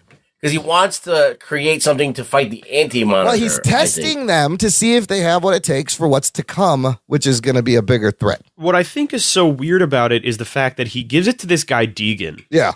Who we've never seen before. Yeah, who's this fucking guy? Has in no way proved that he is like or they in no way prove to us that this is the guy who is going to be the one to test. He looks like a pedophile. The heroes. Yeah. It's just like his whole thing is, I think that we can use genetic editing to try and make ourselves into superheroes. And everyone's like, oh, you're a monster. Get out of here. What an asshole. They're all going to laugh at you. And so then he gets handed this book, which came from Earth 90. Or at least the last place they tried this was Earth 90. Everybody thinks you're an asshole. Here, have a book. The Monitor destroyed Earth 90. That's the last place he was, which you saw. So I don't really understand why they chose Deegan. I agree on that. I don't know what Deegan's whole point was by being like, I'm going to try and switch people so that other people are heroes, and he only switches two people who are both already established heroes. That didn't make any sense. It was just... Yeah, so... It didn't make any sense. right out the gate, you're like... I love seeing Grant Gustin and Stephen Amell, their chemistry together, the way that they were figuring out each other's powers. That was a lot of fun. The comedy I thought was really good. It was cute. They're very cute together. I will say I thought it was a cute idea to have it that they did the openings to each show with the other actor doing all of the opening bits. Yeah. The one issue I had though was I feel like it would have been more interesting if they had gone Freaky Friday with it and made Stephen Amell act like Grant Gustin and reverse. I was really confused because I'm like, so the people now they see Oliver Queen, but he acts like Oliver Queen, but he's Barry Allen, or I just like it was the way they were explaining confusing. it was that we are seeing Grant Gustin, as Oliver Queen. We the viewer are okay, and they are all seeing him as Stephen Amell. How does this guy know that they're the same? Who they are? Well, the book tells you everything. I know. They were saying that apparently all of their destinies were written in this book. Oh. So it's a nice little MacGuffin. The Smallville thing that made me look up. I had lost interest, and then all of a sudden you hear somebody say. I was like, oh fuck, what's going on? And it's the same fucking set, the same barn. I thought Tom Welling was gonna there was gonna be Tom Welling cameo. But that was fun, and you meet a new Lois Lane. What'd you guys think of this Lois? Yeah, fine. She reminded me of like Margot Kidder a little bit. She takes no shit. There was a little bit of a Margot Kidder. Very Margot Kidder. They did a good job of doing like a Margot Kidder mixed with a Terry Hatcher kind of thing. Dude, this whole crossover, they like did a great job of like paying homage, referencing all the other movies and shows. There was a lot of Christopher Reeve Superman, a lot of the crazy stuff from Batman, Nolan Batman. It was a lot of fun looking for these things. And I'll agree, Ruggs, that fight, when you got to see reverse Flash and Arrow flipped, Superman, Supergirl fight Amazo, that was fucking badass. That actually looked really good for a CW budget fight. It was okay, actually. I will admit, I enjoyed that. Skipping ahead to the third episode. Yeah. Superman versus Evil Superman. That was awesome, too. Was really well done. Absolutely. And again, that reminded me of like Superman 3, where he goes evil and splits apart and he's got to fight himself. Really cool stuff. So at the end of the first episode, they're like, we got to go to Gotham because Deegan's in Gotham. And it ends with a shot of Batwoman. And this is Chicago. I'm pretty sure that's Chicago. Yes, that was the Sears Tower, right? What I believe they did was, because of all the little hints and Easter eggs that they had when they were in Gotham, they have almost outright said that the Arrowverse takes place in the Nolanverse. This Gotham is the Nolanverse Gotham that was filmed in Chicago. I was like, fuck, that's Chicago. They actually filmed all that here. And then we also find out there's a toilet in the cell in the pipeline in the Flash. That was the biggest thing that I discovered. For years, everyone is like, where the fuck are they going to the bathroom? But what I love is, like, of course Barry Allen's going to know because, like, they designed the thing. I don't remember. How is anyone who is in that cell going to know this? Is there like a little icon in the corner that says it's like please kick wall here? Kick wall to urinate? Yeah, that was weird. All right, that brings us to the second episode on Arrow. And that week, to tie the TV ratings for Arrow and Legends, the ratings went up this week because of the crossover, because of Batwoman. I love that Legends got like residual ratings boost. Legends had a fun time too. They weren't in it and they made a reference. They did this crazy thing where they were jumping around from time and changing it. And they made some reference, like they missed a call from Barry And Sarah Lance is like, oh, it must be the yearly crossover again or something. Like she said something like that. I was like, oh shit, that's pretty good. How come League of Legends weren't involved? I don't know. I honestly don't think Legends of Tomorrow. Yeah. Yeah, I was gonna say I honestly don't think like Berlanti and them really care about Legends at all. It is just like a fun little side that they're just fucking with time over there. And there was literally a few moments where they made reference, like they referenced Ray Palmer in the Flash episode. Yeah. Yeah. They referenced Sarah in the Arrow episode when Barry straight up throws Oliver under the bus for banging Laurel's sister behind her back. That was so great. Yes, that was while they're practicing, like while they're fucking training. Yeah. Like the unnecessary training scene. I also love that he got to shoot Oliver in the back with an arrow. As it was very unnecessary. But it was payback from the first crossover, remember? Well, it wasn't even the first crossover. That was when he crossed over with Arrow in the first season. In the first season. He's like, I've been waiting years to do that. So, look, the big thing, fucking Batman exists in the Arrowverse. Or does he? I think he's just a myth made up by Gotham PD. That's it. Barry's like, oh, Barry, Oliver, you don't believe he's real? You don't think the Batman is real? I think what I loved most about this crossover was that a majority of this crossover was just showing how insecure Oliver Queen is as a person. Yeah. He's just like, oh no, he's a myth. Are you kidding me? You don't believe in Batman? I'm the original vigilante, Barry. Yeah. Me! He does a little tantrum. But look, when we get to the end and what they predicted for what they told us they're doing next season, all of this, I think, makes sense because I love the fact that Barry and Oliver got to see each other's lives and been like, man, you've been through some shit. And the other one's like, man, you've been through some shit too. But Oliver clearly holds Kara and Barry to a higher. He's like, those are the heroes he can never be because of all his darkness bullshit that he keeps. I'm just a dick with a bow and arrow. Yeah, he's like, what do I know? So Batman's an urban legend in this one. Bruce and Batman have been missing for 3 years. Where the fuck is Batman? Well, there was a giant explosion off the coast of Gotham City, and everyone thinks that Batman's dead. Oh, is that what happened? Is that what he said? Well, that was Nolan. Oh, yes, that's right. He's really in Venice with Catwoman. Yeah. And Alfred knows where he is. I love all the callbacks and dude, so many Batman fucking Easter eggs. Wayne Enterprises in ruins. The Wi-Fi is Alfred. That was a great line. Mm-hmm. Did you catch the Batman 66 Shakespeare bust switch in the box? I was like, oh, that's the fucking bust. But then I'm like, wait, is that so all of these units, it's just an Easter egg. It seemed like their version of Gotham was every version of Gotham smashed together. Put together. Because their Arkham looked like the Arkham Asylum from like Batman and Robin with all the random fucking purple lighting on the walls. The Joel Schumacher lighting, neon lighting. They had a whole bunch of references to the Nolan verse with the Bane mask being in the evidence room at Arkham. Nora Freeze was. Yes. That was totally the Bane mask. You saw the doors. The inmates were Enigma, Riddler, P. Isley, who's Poison Ivy. Now that was supposed to be Nora Freeze. That was Nora Freeze. Why is she also evil and not frozen? I was going to say, why is she evil, not frozen in carbonite or whatever? Yeah, why is she not frozen and where is Victor? And she got his gun.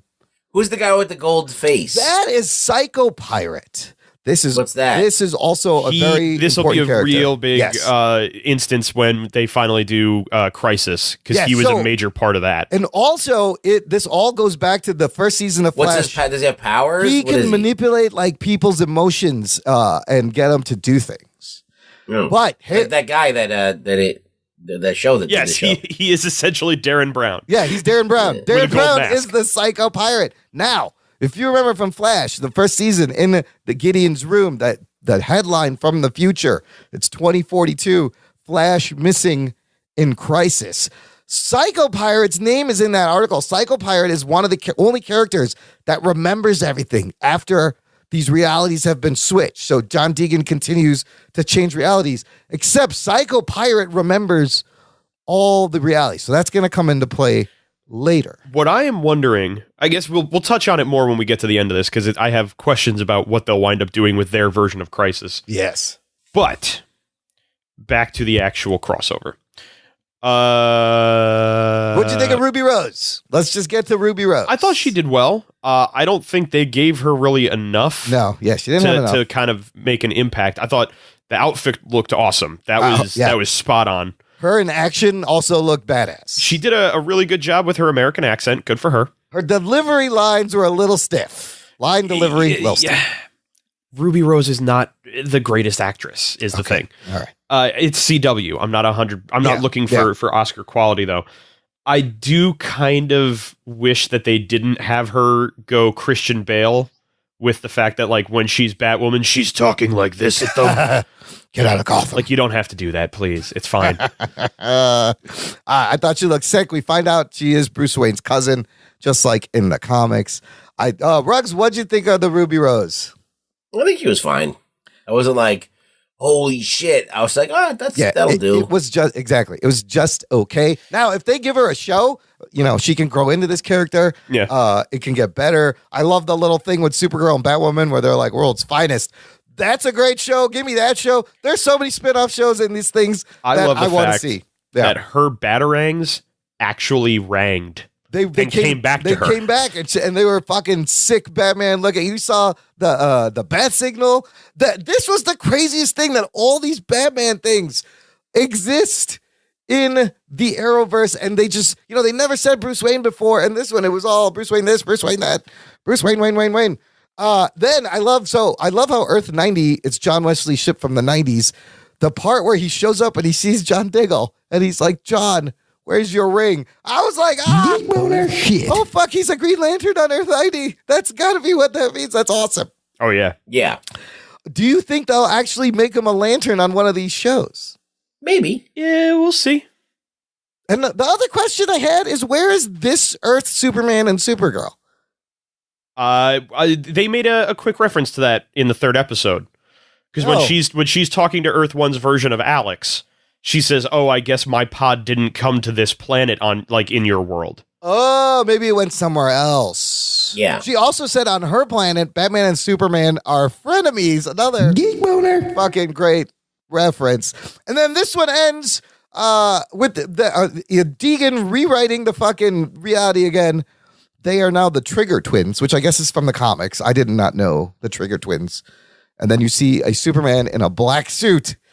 Evil Superman. Now here's that where black suit looked so nice. Okay, the black suit looked sick. Here's where things really start to get clunky and fall apart, is leading into the Supergirl episode. Because at the end of the Arrow, we see evil Superman. And you just think, okay, this is a reality where Superman is like a fascist Superman. But they show you in the previously on clips, they have to explain that John Deegan turned himself into the Superman. I was like, what? What the fuck is this? This is how you're telling me? Like in the catch-up clips? Did anybody else think that was weird? I was like, holy shit, that's Deegan is Superman. Yeah, that was weird. Yeah, it was a little... I think the problem was they didn't know how to get to that without wasting a lot of time. So they're like, we'll just tell doing you. Nothing at all.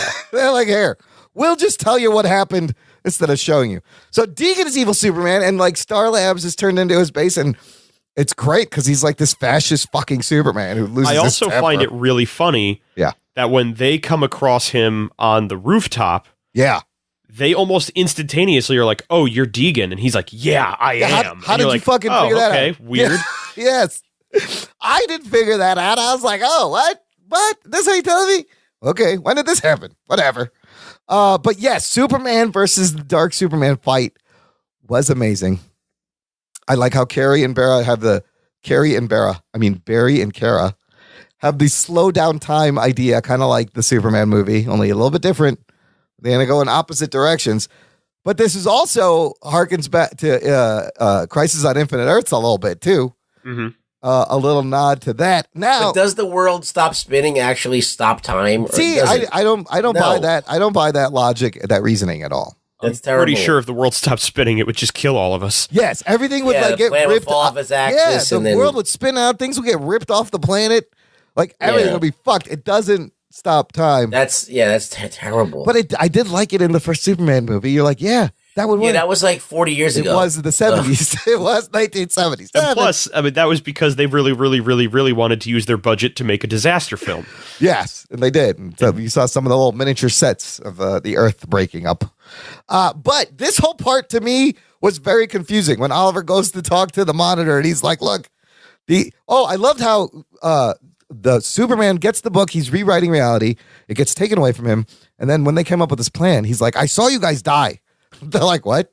Like, I looked in the book. I saw you guys die doing this. Well, I also love how he waits until they're already just about to go do it. Yes. They're like, if I run in one direction and she goes in the other and we're both going Mach 7, it'll slow down time. Yeah. And then there's a pause. And they go, all right, let's do it.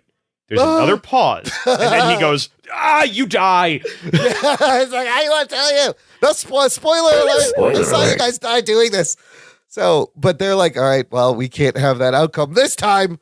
So while they're doing that, Oliver goes to the monitor, and this part I didn't get at all. He's like, I love that the monitor hangs out in a stairwell in an apartment building.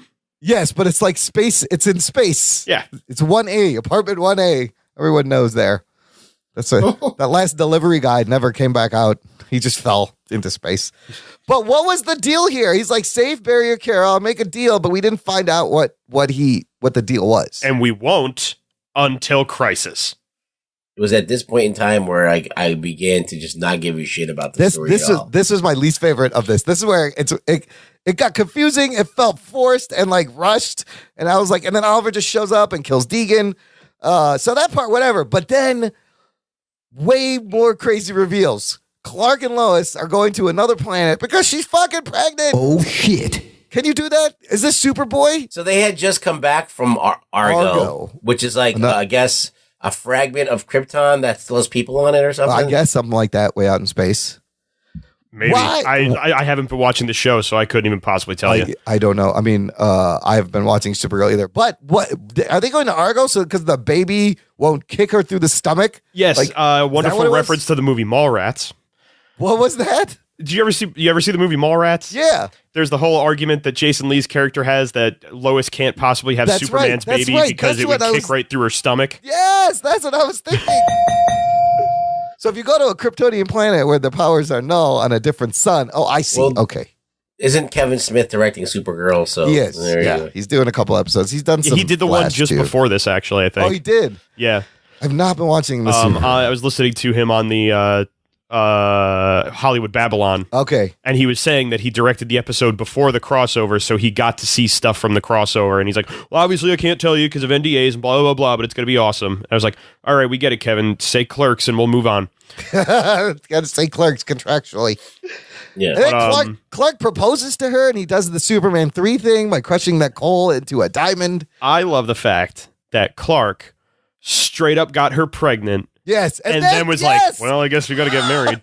This is a white trash Superman, people. I love it. That's what I thought, too. I was like, you fucking doing this backwards. You Kansas indeed. Fucking knocking up motherfucker. It's a very good point. Fucking Lois Lane's dad is behind him with a shotgun off frame. We didn't see that part. Oh, you're going to propose to him, super fuck. I will say, though, I think the one thing that I did really like, going back just a little bit to when Deegan was the evil Superman, was the moment where Oliver basically decided he had to pull the same thing that every villain does with Superman. Yes. And he shoots the supports for the he's like, yes, the one crane, and he's like, you can stop us or you go save those kids. This is every villain's move in every comic book, though. Like, it happened in Spider-Man. It happened. I was like, holy shit, it's being the villain. Only way to get away. Yes. Save them or chase us. What are you going to do? Fuckface, and then they take off. That was great too. I also loved the fact that Jimmy Olsen showed up. Oh, he did as a badass. He was the bodyguard for Cisco. Dude, gangster Cisco. Yes, Mr. Lovely. Ramon. He was fantastic. I love when they let him just play. Yeah, it's always fun. Yeah, but yes, I love because. And as much as this is probably the stupidest line of dialogue that they ever had, yeah, it is still so fun when he calls over Jimmy Olsen and is like, well, you want to turn this into a fight? And he responds with, well, they don't call me Superman's worst pal for nothing. It's so like, cheesy. Oh, jeez. All right. I get it. Yeah, damn. Need more money. Yeah, that was a really cheesy line, but they were just throwing all sorts of fucking Easter eggs and references in this. Yes. The third, it felt like, no, even in the second one when they were in Arkham, they were doing that too. But yeah, it just felt like so much of this was just them being like, "Oh, bigger world." I liked it. So here's where they ended the whole thing. You see Deegan. Why is Deegan's face all fucked up now? This is what I didn't understand. Like they were taking him away and he's in Arkham and his face is all like burned or bubbled. Like for a second, I honestly thought that was part of what Oliver offered. I thought he was offering to kill Deegan. Oh. I thought that it was like the Beetlejuice thing. Where Beetlejuice makes them all shrivel up. And it's exactly what it looked like. It sucked all the energy. Yeah, he had like a weird Skrull thing going on because the book shot him in the face, I guess. Yeah. Well, then you see Batwoman calls Oliver and she's like, Deegan has been talking to friends in Arkham. This is not a good idea. It's Psycho Pirate reciting lines straight from Crisis on Infinite Earths, I believe. And then they hit you with the title card next fall, 2019. Crisis on Infinite Earths. I was like, oh shit. Holy fuck, they're doing this? And to do this in like a 3-episode crossover, how's that going to work? You need like every episode of half the season of these shows to set this up. Now, this is what I think they're going to do. Tellhauer, and then I want to know what you think. Okay. Think about this.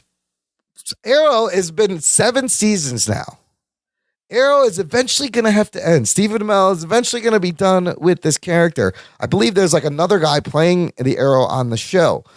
What if they use this to kill off Oliver Queen? The Arrowverse continues without him, but then they merge Flash and Supergirl's worlds together, kind of like they do in the comic book of Crisis on Infinite Earths, where Barry and Kara are like 2 important people. You know, there's that great cover of Superman holding Supergirl dead on one of the covers of the 12-issue Crisis on Infinite Earths. Will they do something like that? They're trying to consolidate because right now they're on different planets and it just, I don't know why. Put them all together. But man, that is an ambitious fucking thing to try to do. And good for you for doing it. I don't know why they didn't just do that to begin with. This whole thing was a setup for Crisis on Infinite Earths. Like where somebody gets the book and just merges the worlds together. Yes. That would have been good too. Yeah, I think it was that they really wanted to be able to use the Crisis name was a part of it. So we'll see the Anti-Monitor. He's coming. I agree with just about everything you said, Imran. The thing that it makes me wonder is we already had the instance where we've been hinting since the first season of Flash that Crisis was coming. Yep. And that was we were going to see the end of Flash with Crisis. Yep. As we know from the comics, Crisis was the death of Supergirl. Yeah. And Barry Allen. And Barry Allen.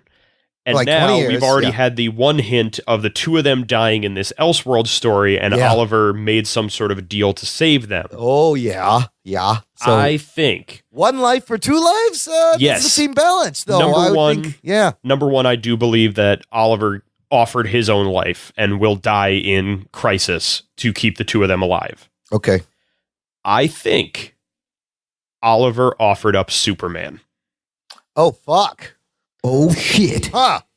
The reason is they've already been doing this apparently a lot with the Supergirl show is that they keep finding reasons for Superman to not be around. Right. Because they don't want him overshadowing Supergirl. So they just came up with a great one in this episode. So with this one, they came up with the whole, Lois is pregnant. We're going to go live on Argos. We're getting married. The real, super cousin is here and the better choice, blah, blah, blah. Yep. And I think it's because they keep trying to find ways to get neckbeards to stop complaining about the fact that it's Supergirl and not Superman doing the show. Yeah. And it kind of sucks because it's like I love seeing them together. They're really good. They picked an amazing pair to play these 2 characters. Yep. Like they're both doing great with them. So you need to find a reason to get rid of Tyler. I just said his last name earlier. Yeah. Hoechlin, whatever. Hoechlin. So that he isn't a problem anymore being a great Superman. A good way to do that is you reverse it and you're going to have the shot of Supergirl holding a dead Superman in her arms. Oh, shit. Oh, I like that. Oh, shit. Yeah. Rux, what do you think? Does this you get excited for Crisis on Infinite Earths? This is probably also why we're never going to see a Batman in the Arrowverse because it would be the same thing. He would overshadow everybody. I mean, if they're doing it and they're going to end the Arrow show, and it should be, that's like an event right there. So I would tune in for that. That's a way to do it. Don't you think that makes sense? Because it's 7 years. This show has got to end. It's got to be ending soon. And I think the Arrowverse can survive without the show Arrow. You could put the people on some of the other shows, or you just fucking end it. Yeah. And then start a Batwoman show, maybe. Start some other shows. Yeah. I mean, they've been running Arrow ragged pretty much, and he's been going on too long, I think. Yeah. Well, yeah, and they're already at a point where he's been mayor of the city. Everybody knows that he's the Green Arrow. Yeah, they've done everything. Yeah. You got Wildcat and Curtis, Mr. Terrific, and Felicity, and there's another guy playing Arrow, and there's future flashbacks with his son. He's got a son. It's all fucking crazy now. Just end Arrow. I think this would be a great way to kill this version of Oliver Queen on Crisis, but that's crazy. All right, that's good. And yes, I think they're going to merge the worlds, because the reason that they initially started with Supergirl on a different Earth was because it was on CBS. It was on CBS, yes. But I don't know why they didn't do that when they brought her over to begin with. I also don't know why they're not pulling Black Lightning into this shit. Dude, Black. I'm waiting for Black Lightning to meet any of these other fuckers. They are keeping them so separate. It seems racist, honestly. Oh, shit. It's such a fucking good show, dude. I really enjoy Black Lightning. The music's great. The guy playing Black Lightning's great. The daughters are great. I would like to see all of them involved in the next year's. Is it Berlanti that's doing Black Lightning? Yeah. Yeah, I don't know. Maybe that'll be it. Maybe Crisis is going to be the big introduction. To suck them all together. Also, if you want to read Crisis on the DC Universe app, this is the first 4 issues of 12. Not all of them, of course, you dummies. Give me all of them. But it kind of made me want to go read Crisis again. Once I saw that, I was like, "Oh shit!" But it's real heavy with the Anti-Monitor and the Spectre. I was going to say, anyone who is looking to read Crisis before the event happens, very confusing. Strap in, because it is dense. It's very dense, and there's different worlds and heroes, and it's essentially it's this was a moment in the mid '80s when they were like, "This is the big crossover event of all time. We are going to settle every problem we have with the DC universe with this, and that's it." Their universe got so convoluted that people were just like, what the fuck is going on? I can't even follow this. And it stuck for like 20 years. Yeah. Until Jeff Johns undid it. Ruggs, do you like, you a fan of the Crisis storyline? No. I like what happens in the aftermath, that they tidy up the DC universe. Yes. And I think that the end result is what I like. Yeah. I don't like the story. Yeah. I'm not really into it. That's the Anti-Monitor? That's the Anti-Monitor, and the Monitor. I do like that aspect of it, but all the other stuff is just, it's too much. I think ultimately I feel the same way about Crisis like I did the original Secret Wars. Yeah, but that's like the actual event kind of sucks. It's kind of stupid. Yeah. There's a lot of stuff that you don't need. Yeah. But it offered a lot afterward. Yeah. That became very iconic. It's a little more, Secret Wars is a little more straightforward than Crisis. Well, Secret Wars also was apparently 100% just a toy commercial. Yes, it was a toy buy, and they're like, all right, we'll just throw them on a planet, change everybody's costume, change Spider-Man's costume. But this was legit, like, we need to rein in all our multiverses and fucking figure this shit out, so we got another starting point, and then they continue to just as a guy who didn't really read a lot of DC, like, I just read Batman and stuff. Me too. Yeah. And occasionally Teen Titans and occasionally Superman here or there. Like, I never liked Flash. I never liked Green Lantern. Those were not my kind of, I don't like guys that run. But that was just too big for me. It was too convoluted. And even like the way it went about it, the only thing that I remember, and I'm talking about, the only thing that I remember is like that was a big all-out fight against the Anti-Monitor. Yeah. And that was the only thing I remember. And then everything else I could have thrown away. And the aftermath of it, how it did, like, solve a lot of problems, I was totally for that.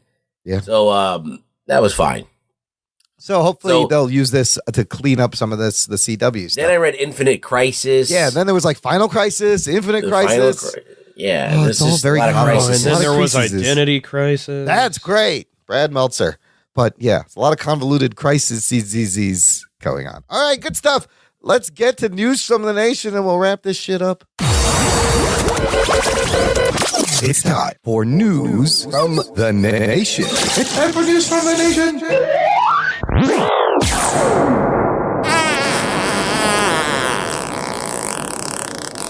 very nice. Thank you for the live wet fart. That's the one piece of production we do while we're recording, so it's different every time. Talking nerd. This is where I was saving that for like the whole show. Oh my god! Oh, that was an actual fart. Oh, yeah. Well done. Wow, I perform on demand. That is some slack hole control you have. Yeah. There, Rux. This is the segment where I pull stuff. We got emails sent to me by you, the listener. Pull stuff from our Facebook group, Jock and Nerd Nation. We're going to start with this link John Bellotti Jr. shared, and it is the fact that Aquaman had the biggest opening ever for Warner Brothers in China, made $93.6 million in its debut. Bellotti comments, while this is nice to hear that a comic film is doing well overseas, the fact that it's China has me concerned after Venom, which is a good point. Venom has made like $870 gazillion. So basically what he's saying is that just because it made a lot of money doesn't mean it's a good movie necessarily. Not the two don't correlate, but it can be a good movie and make a lot of money. Yeah, but well, not I think if anything, what it at least tells us is that if China is eating this shit up, it means it is visually. It's spectacle. Yeah. That's what they love. They love spectacle. They don't give a shit about no crazy rich Asians. We see that shit every day. I want to see this fucking Momoa dude underwater. And so also Forbes is predicting that Aquaman is going to swim past the China box office for Iron Man, Spider-Man, Thor, and the X-Men. So it's made $118 million in its first 5 days in China. Wow. As of this Tuesday. Oh, shit. So it's already past the respective totals of Doctor Strange, Thor, Ragnarok, Captain America, Winter Soldier, X-Men Days of Future Past, Spider-Man Homecoming, X-Men Apocalypse, Ant-Man and the Wasp, Iron Man 3. In their whole totals, the highest of those was 122. And this movie has already made 118. Wow. So this is the biggest, this is a huge debut for Warner Brothers in China. So if you want to, listener, you could probably check out some pirated bootlegs already on the interwebs, because I believe that's where they're born. They'll have Chinese subtitles. It's fucking China. Rotten Tomatoes reviews are coming out. Rotten Tomatoes score is out. It's at 75%. 6.3 out of 10 out of 76 reviews. I'm going to say that sits about where I was expecting. Where's your expectation level walking into this movie, Dalhauer? Honestly, I am just expecting to walk in and have a movie that I am going to have fun at, and that's it. Yes. I don't plan on being blown away with crazy storylines. You know, we've said since the first trailer came out, it's going to be reverse Black Panther, and that's it. But they got a lot. It looks like it's reverse Black Panther with like an Indiana Jones movie in the middle of it. Yes, a little bit of the Mummy, a little bit of Thor, like a lot of references that it's like the Phase 1 Marvel movie, which if they nail that, that's fine. They should be farther than that in this stage of their movie making journey, but let's just start with a good movie. I'm still kind of concerned that there's a lot of shit that they're trying to do in this movie. Oh, they're cramming way too much into it. And maybe Black Manta is just thrown in and not used well, but he looks fucking sick. I think Black Manta will literally only be part of the whole like chase through the desert bit. That's it. You'll think that he's dead. He's not really dead. He'll show up in a sequel. It's fine. But to have a good, solid, standalone superhero movie, I mean, again, we got Into the Spider-Verse, you got Mary Poppins, you got Bumblebee, you got Aquaman. All these fucking movies are coming out within the next couple of weeks. But Aquaman's got a big head start in the box office, thanks to China. Jeff Feltman posted this theory. I like this. He said, crazy pothead theory by me. Person of interest is just a Batman origin story. Or that show ripped off Batman something awful. It's uncanny how similar they are. No, you're absolutely right. It's fucking Batman meets the Punisher with a badass Jim Caviezel. I never watched a single episode. I got no idea. Dude, it is great. It has the guy from Lost, Ben Linus, who is Michael Emerton, as like the guy in the chair, who's the tech guy. They have surveillance. Taraji P. Henson. This is where she kind of had her breakout role. Oh, cool. She was and Jim Caviezel is a fucking badass. This guy, he's just wearing like a blazer, a shirt, no tie, black pants, and he just walks in the room, kicks the shit out of everyone, doesn't say a word, and he's like John Wick efficient. Ruggs, you've seen the show. You like it? I've only seen a couple episodes. I have one question in. Yes. Is what he's wearing important? I think it is to me because it's very stylish. And he's very. It was the first damn thing you. It's just the visual I had. I was like, he's got a nice suit on. I was like, where's he getting this suit? It's very John Wicky, but dude, Caviezel's a badass. It's a great show. It's over now. I never got the Batman feel from it. I have always heard good things. It's just I never saw it. Yeah. By the time I would have, it was gone. Yeah, I think it's like 4 or 5 seasons. I would check it out. I mean, there's so many shows that have that same dynamic. Absolutely. There's nothing new about it. Yeah. I just love Caviezel's a badass. Okay. I think you're just smoking a lot of pot, Jeff. Jeff, send some of that over this way. Email it to our Patreon. Okay, Jimmy Craven writes in. I haven't heard from Jimmy in a while. This is great. Oh, we heard him on the roast. He says, hey guys, in the 2 years I've been listening to the show, I don't think you guys have once reviewed a sports movie. Way to change things up. And you picked a great movie to do that with. Really enjoyed hearing your thoughts about the movie. He's talking about Creed 2, which we reviewed on our 250th episode. Especially enjoyed your tangent on 80s action stars. Really fun discussion. Wanted to make a recommendation for you guys to check out the Creed 2 soundtrack. Phenomenal. Earlier this year, we had a nice back and forth about the Black Panther soundtrack, which, by the way, has been nominated for multiple Grammy Awards and is up for Album of the Year. That's awesome. The Creed 2 soundtrack isn't quite up to that level, but is solid. Good workout, pump up music. Yeah, I'm looking at you, Anthony. He's not here. He's never going to hear this. I'll pass on the message, Jimmy. I mean, it's not Space Jam or anything, but worth a listen. And let's face it, Space Jam really is the peak of any album of all time. So, oh, absolutely. What was on that one? R. Kelly? I forget. It was I Believe I Can Fly, and the Space Jam theme, and that's it. There's no other songs in that movie. Nothing else worth notable. Quick side note, he says, I forgot to mention this in my audio I sent in, but wanted to once again congratulate you guys on your 250th episode. As someone who's been listening for this long, what keeps me listening is the genuine connection you guys have. I really relate with Anthony on a lot of stuff because we're 3 months apart in age, and all the stuff he says he connected with as a kid were the same things I did. So I see eye to eye with him on a lot of stuff, but it's also cool to hear Imran and Rug Boy's takes. Yeah, but you guys are also here, I guess. Yes, but you guys are also great with your voices when you use them. I have older cousins who are your guys' age, and they taught me a lot about comics, superheroes, etc. So it's awesome to hear what drew you guys in as kids as well. I think someone else mentioned this on a prior show, but I feel like I'm buddies with you guys, even though we've never actually met. Talking nerd. I know there are a ton of others in the nation who feel this way. That is an awesome impact you guys are having. Sorry, long email, but I haven't sent one of these in a while, so I was due. Happy holidays to you guys. Looking forward to the end of the year movie rankings. Thank you, Jimmy the Geek. Oh shit, we gotta do that. Gotta do the superhero movies ranked of 2018 as we do every year. That's a fun show. And Jimmy, man, thanks for hanging out with us. We love hanging out with all of you and enjoying the hang. So when this show posts, Spider-Man Into the Spider-Verse will be out. You all have probably seen it. I haven't seen it yet. Obviously, we're in the past. You know who has seen it? Well, I think the Australian Imran has. The Australian Imran being Ostrimron? Ostrimron, who otherwise known as Wesley Cranford, the Yank from Down Under. Rugboy has nicknamed him Aussie Imran. Because why? Because he's like me. He likes a lot of stuff. Here is his instant reaction to Spider-Man Into the Spider-Verse. Okay, so just doing my instant reaction to Into the Spider-Verse, and man, I loved it. I've been waiting for so long to see a decent animated Marvel movie, and I finally got it.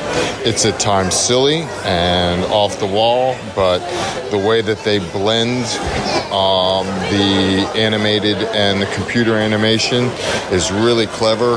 The characters are clever.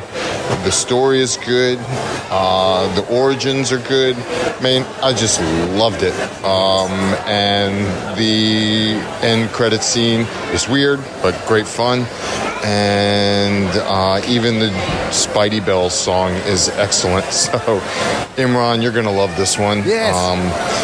Yeah, I waited a long time to have a good Marvel animated film, and I finally got it.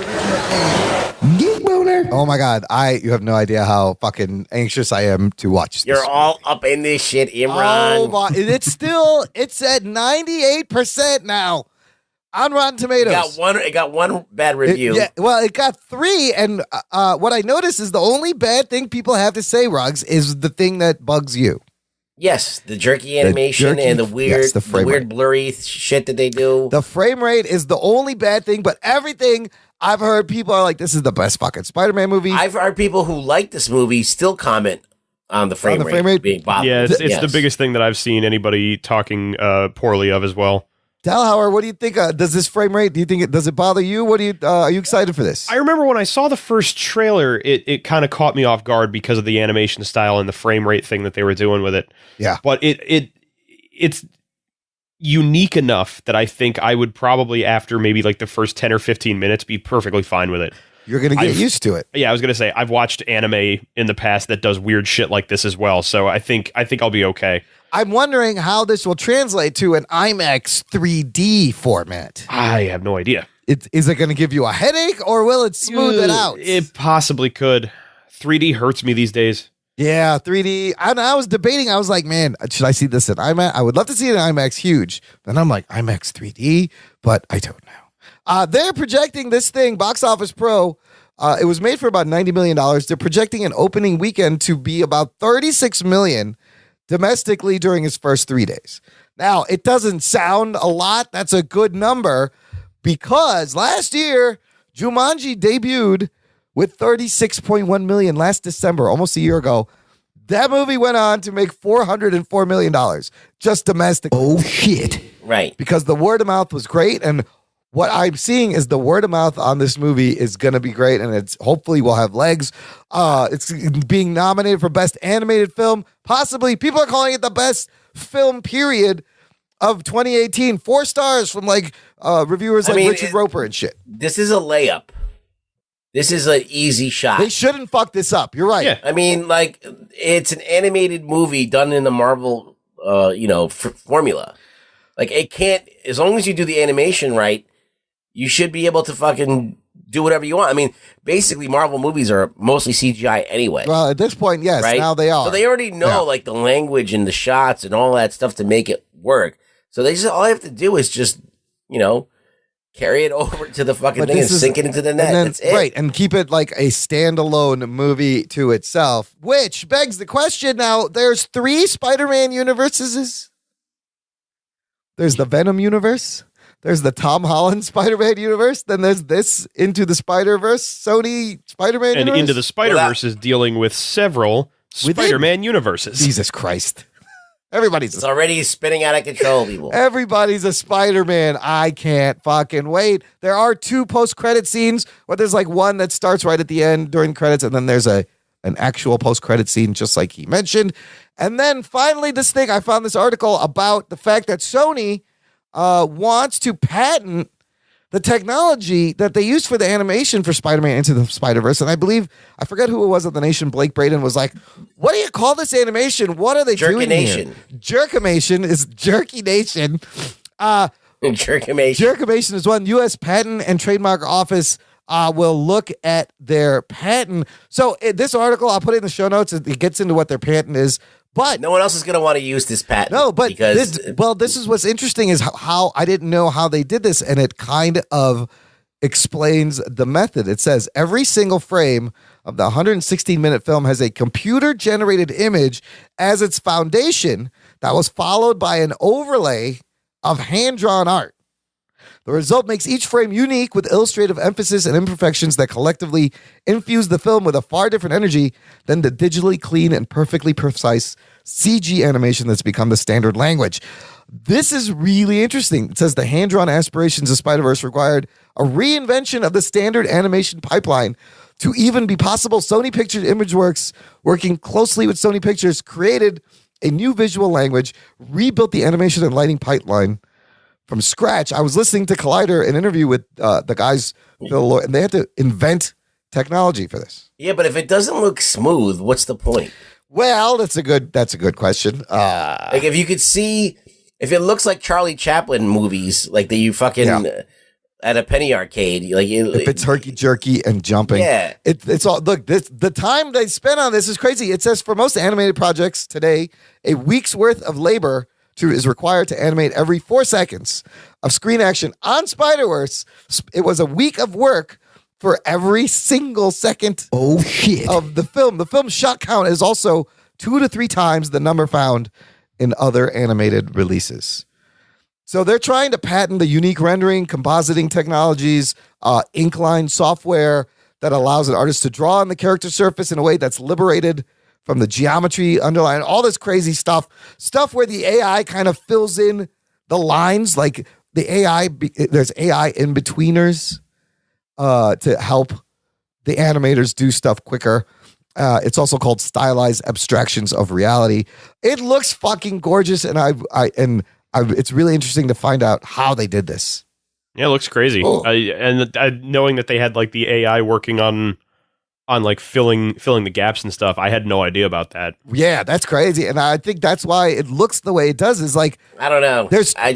I just really think that they could have done it the way they do any Pixar movie. Yeah. And been just the same. I think they definitely could have. I give them points for trying something different. Whether it continues on or it catches on or anything, who knows? I mean, they clearly had a vision of this thing, and they're like, we got to invent shit to do this, which is how it's great. It's what Cameron did. It's what George Lucas did. The shit wasn't there. They made it. It just makes the industry that much better. And go see. We'll have a full review of this movie in next week's show. Before we move off Spider-Man rugs, I want you to shout out the video you sent me, this fan film.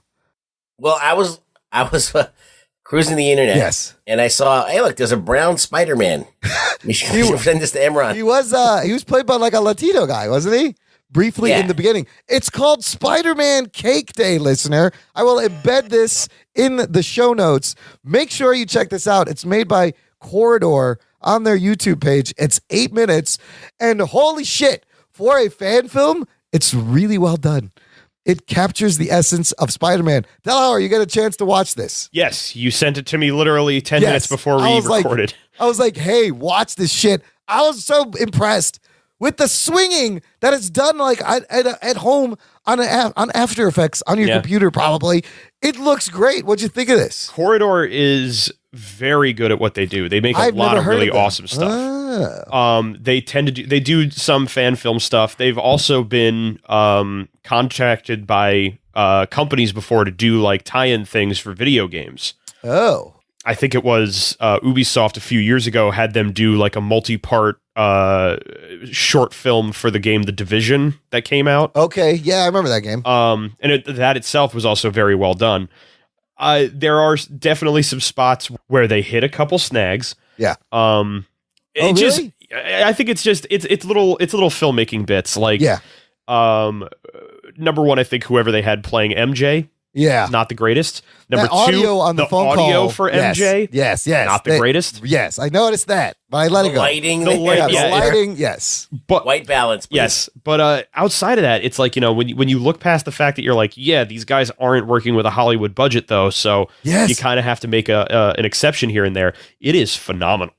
But the story that they wrote, the enforcers are in this, which is like old school. Oh, yeah. First year Spider-Man villains. Well, and especially because they're setting it in the early 60s. Oh, is this supposed to be in the 60s? It says New York, 1963. Oh, I noticed all the cars now. Yeah. So this is like Imran, did you think he was using a phone booth in modern times? You know what? I was wondering about the fucking phone booth. Wow, Imran. I was like, wait a minute. Okay, that part was a little bit lost on me, but now that I'm watching it again. But basically, listener, it's a great, typical Peter Parker story. He's got to make it to MJ's birthday, but he's responsible for bringing the balloons, the decorations, and the cake. And in the meantime, the enforcers are getting away, causing havoc. He's swinging through the city holding these balloons and the cake, and it's just like perfect Parker luck and the decision to do the right thing at the end. It is, yeah. It is so brilliantly done. It is Spider-Man in spades. And it's like, I love that cloth suit that looks like the Ditko suit might look if it's alive. You see, folds in it. And then, but I was most impressed with the actual swinging CGI. I was like, holy fuck. Yeah. You can do this at home now. It looks good enough to do at home. And it's even just like to the most minor of character bits and touches and the classic Parker luck and everything. Like, it's great. I would say I don't even want to like explain what goes on. Just watch it. It's 8 minutes. I just think that like you're doing a Batman fan film, that's easy. You're just doing the guy doing karate. Spider-Man fan film. That's a dicey. That's very dicey. You're taking a risk. Yeah, I've seen a lot of the old ones back from like the 80s and 90s on bootleg VHS tapes. You couldn't do this until now, where this technology can be in your Mac in your bedroom. I was impressed. Cool. Yes, check it out. It's in the show notes. You guys, highly recommended. I may have a new celebrity drop. Something with Delhauer. Did you listen to the last episode? Did you hear a new celebrity drop? Yeah, I sure did. You know what? I'm just going to play it again because it just makes me giggle. This is Jason Mewes, and for reasons best left between you and your therapist, you're listening to the Jock and Nerd Podcast, Snooch to the Nooch. Geek boner. I go to sleep with that on repeat in my fucking ears. I love how you can tell the moment where he had to stop and read the name of the podcast. He's like, wait, what is it? Okay, back in. I'm back in. I love it, though. It's great. Oh, it's fantastic. So I got another anonymous clip here. I don't know about this one. Is this another guys. one from your shady uncle? It may be. I'm not sure. You know what? I'm just going to play it. You guys tell me if this is appropriate or good. I don't know. I'm kind of nervous. This is Hillary Clinton. And when I want to get my comic book, movie, news, and TV reviews, I tune in to the Jock and Nerd Podcast.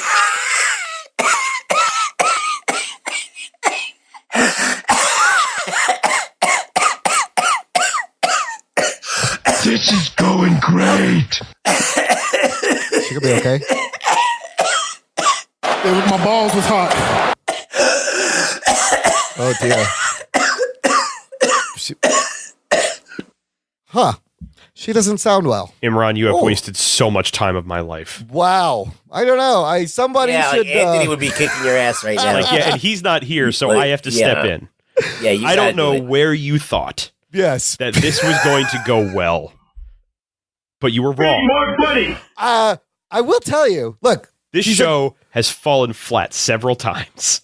Well, now it's always flat. Imran's fault. And it's always Imran's fault. I'll take the fucking. Look.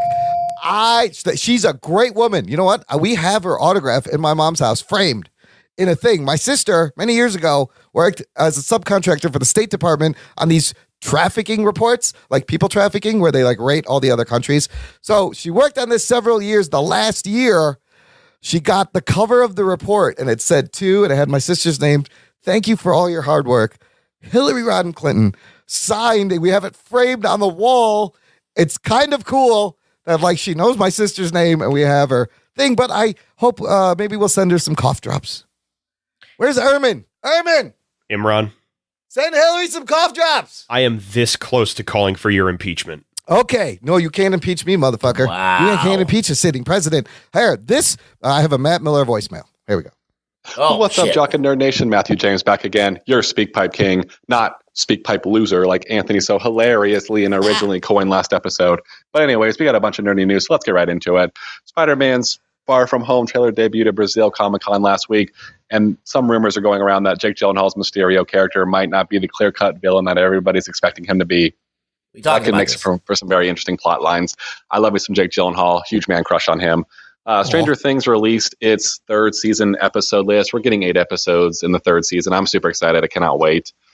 Sonic the Hedgehog is getting a live action movie in November of next year. Ironically being made by the director. I talked about this on Twitter. They put out a poster. It looks very weird. It's like dark Sonic or something. Oh no, it's a backlit like silhouette of the character. I saw that. But the proportions of it are just monstrous. They actually release the actual thing. It looks terrible. Isn't Jim Carrey playing like the bad guy? He's the I don't even. Is this like it's CGI? Yes, I'm. Is hoping. it like the Pikachu thing? Is that what it looks like? Oh no, because honestly, Detective Pikachu looks fucking amazing. Yeah, that looks great. This looks like shit. I don't know. You give me Pokemon in the real world solving murders. I am there for it. Yeah, that does. I was like, this looks fucking great. I'll go see this. Okay. Anyways. Oh, Fast and the Furious. Speaking of directors, the original director for Doctor Strange is staying on to do the sequel of that movie. The new Godzilla trailer that we got was just wow. That movie's visually amazing. I cannot wait. I don't know how the Earth is going to survive this fight. I'm Team Mothra all day. Let's get hashtag Team Mothra trending. Last but not least, a couple of house care items. Rugs, I really don't care if you don't like that I repeat things that you guys say on the episode. My wife doesn't give a shit about all this nerdy stuff, so it feels good for me to talk to somebody about it at least. Shout out to Joey Austin and Matthew Lawrence for saying my name on the 250th roast episode.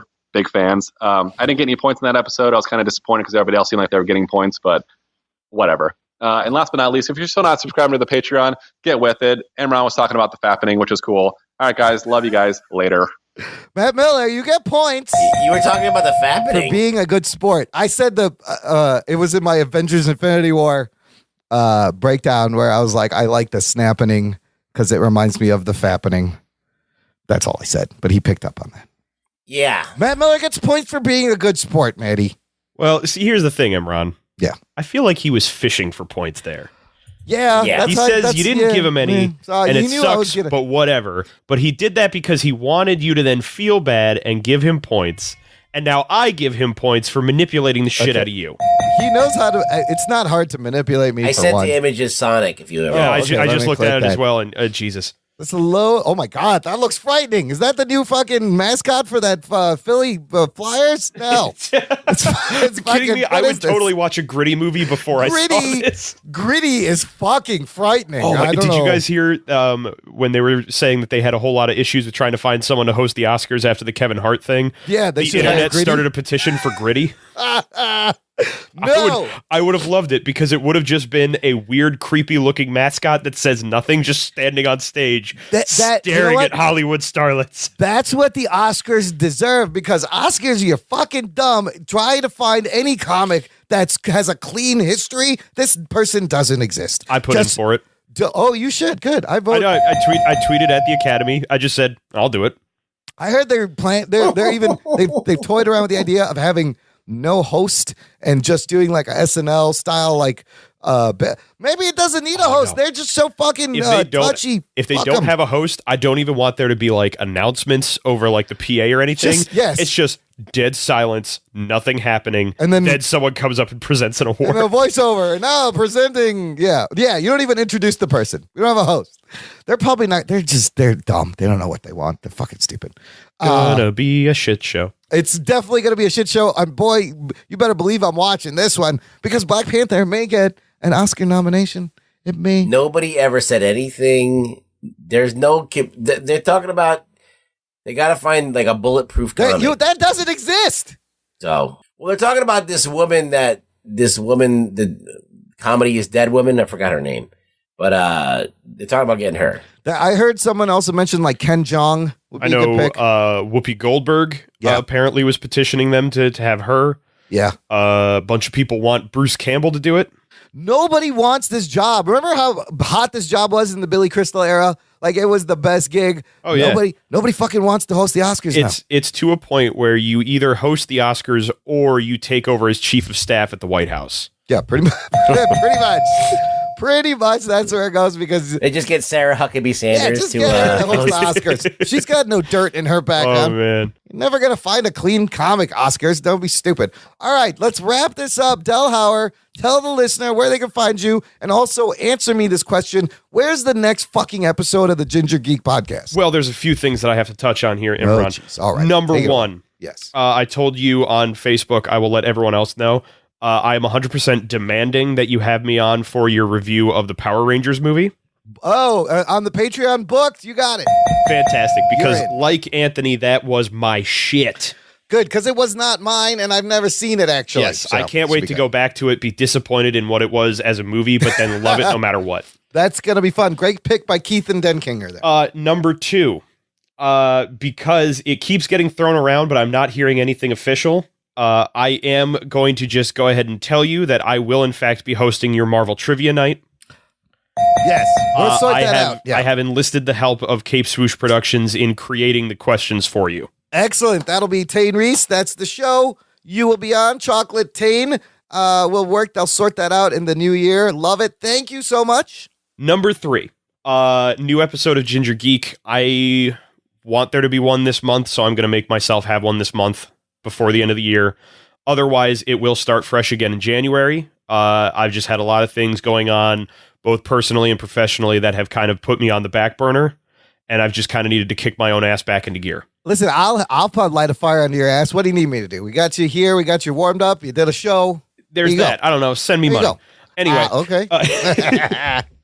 That's really about it. It will be coming back. It is not dead, not yet, because I'm not. But I just have to be able to get myself back into the swing of things and the mindset of getting it put together. It's a great show, listener. I'll put a link in the show notes. Yeah, he actually thinks about this shit before. Which is what the problem is. I have to put thought into this shit. That takes a lot of time. It's way more. See, I need to just come in and have a conversation. I can't pre-write. I've tried it. I don't know how you do it. Yes, I know. And honestly, when you did your whole thing about Comicsgate, you did a great job. Yeah, that was a good little essay, audio essay. It took forever. Exactly. It takes a lot of time. No, you're right. This fucking bullshit we do here, we can fucking push this out every week. But it will be back, so you guys and Dutch can stop banging on my door. You have fans of that show, and there's only 3 episodes out, so that's got to be telling you something. Well, thank you.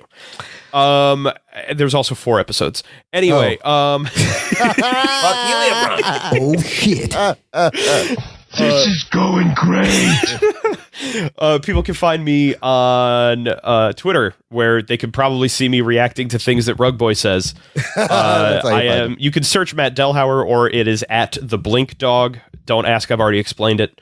Or you can also find Ginger Geek blogs on there at GNGR Geek Pod on there for the podcast. When I finally start putting stuff out again, you'll see it more active again. You can find me every so often on the Jock and Nerd Nation page on Facebook, either sharing something or very quickly reacting to something somebody else said.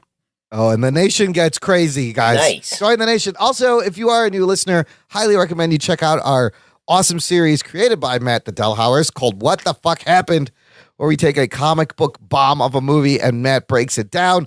We've done 10 of these? Oh, shit. I think we've done 10 of them. I think it was 10 of them so far over the past They're great. 3 years. Over the past 3 years, they are fantastic. Listener, just go to the website, search WTF Happened in the search box. They'll all come up. They are fantastic. Ruggs, where can the people find you? You can find me on The Nation, and you can find me on Twitter at ReallyRugBoy, where Matt does engage me a few times a week, but I appreciate that. Oh, he pokes you like a bear.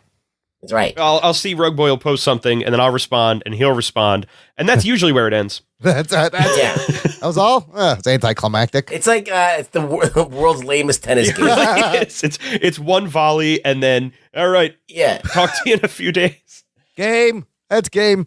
Also, listener, there's a couple of ways you can support the show that don't cost you any money. We've already asked for money for the Patreon. Sign up. But look, if you don't have the funds, we understand. There are several ways you can help us. If you are holiday shopping this season, use our affiliate links. We got a little commission. Your shopping experience remains the same.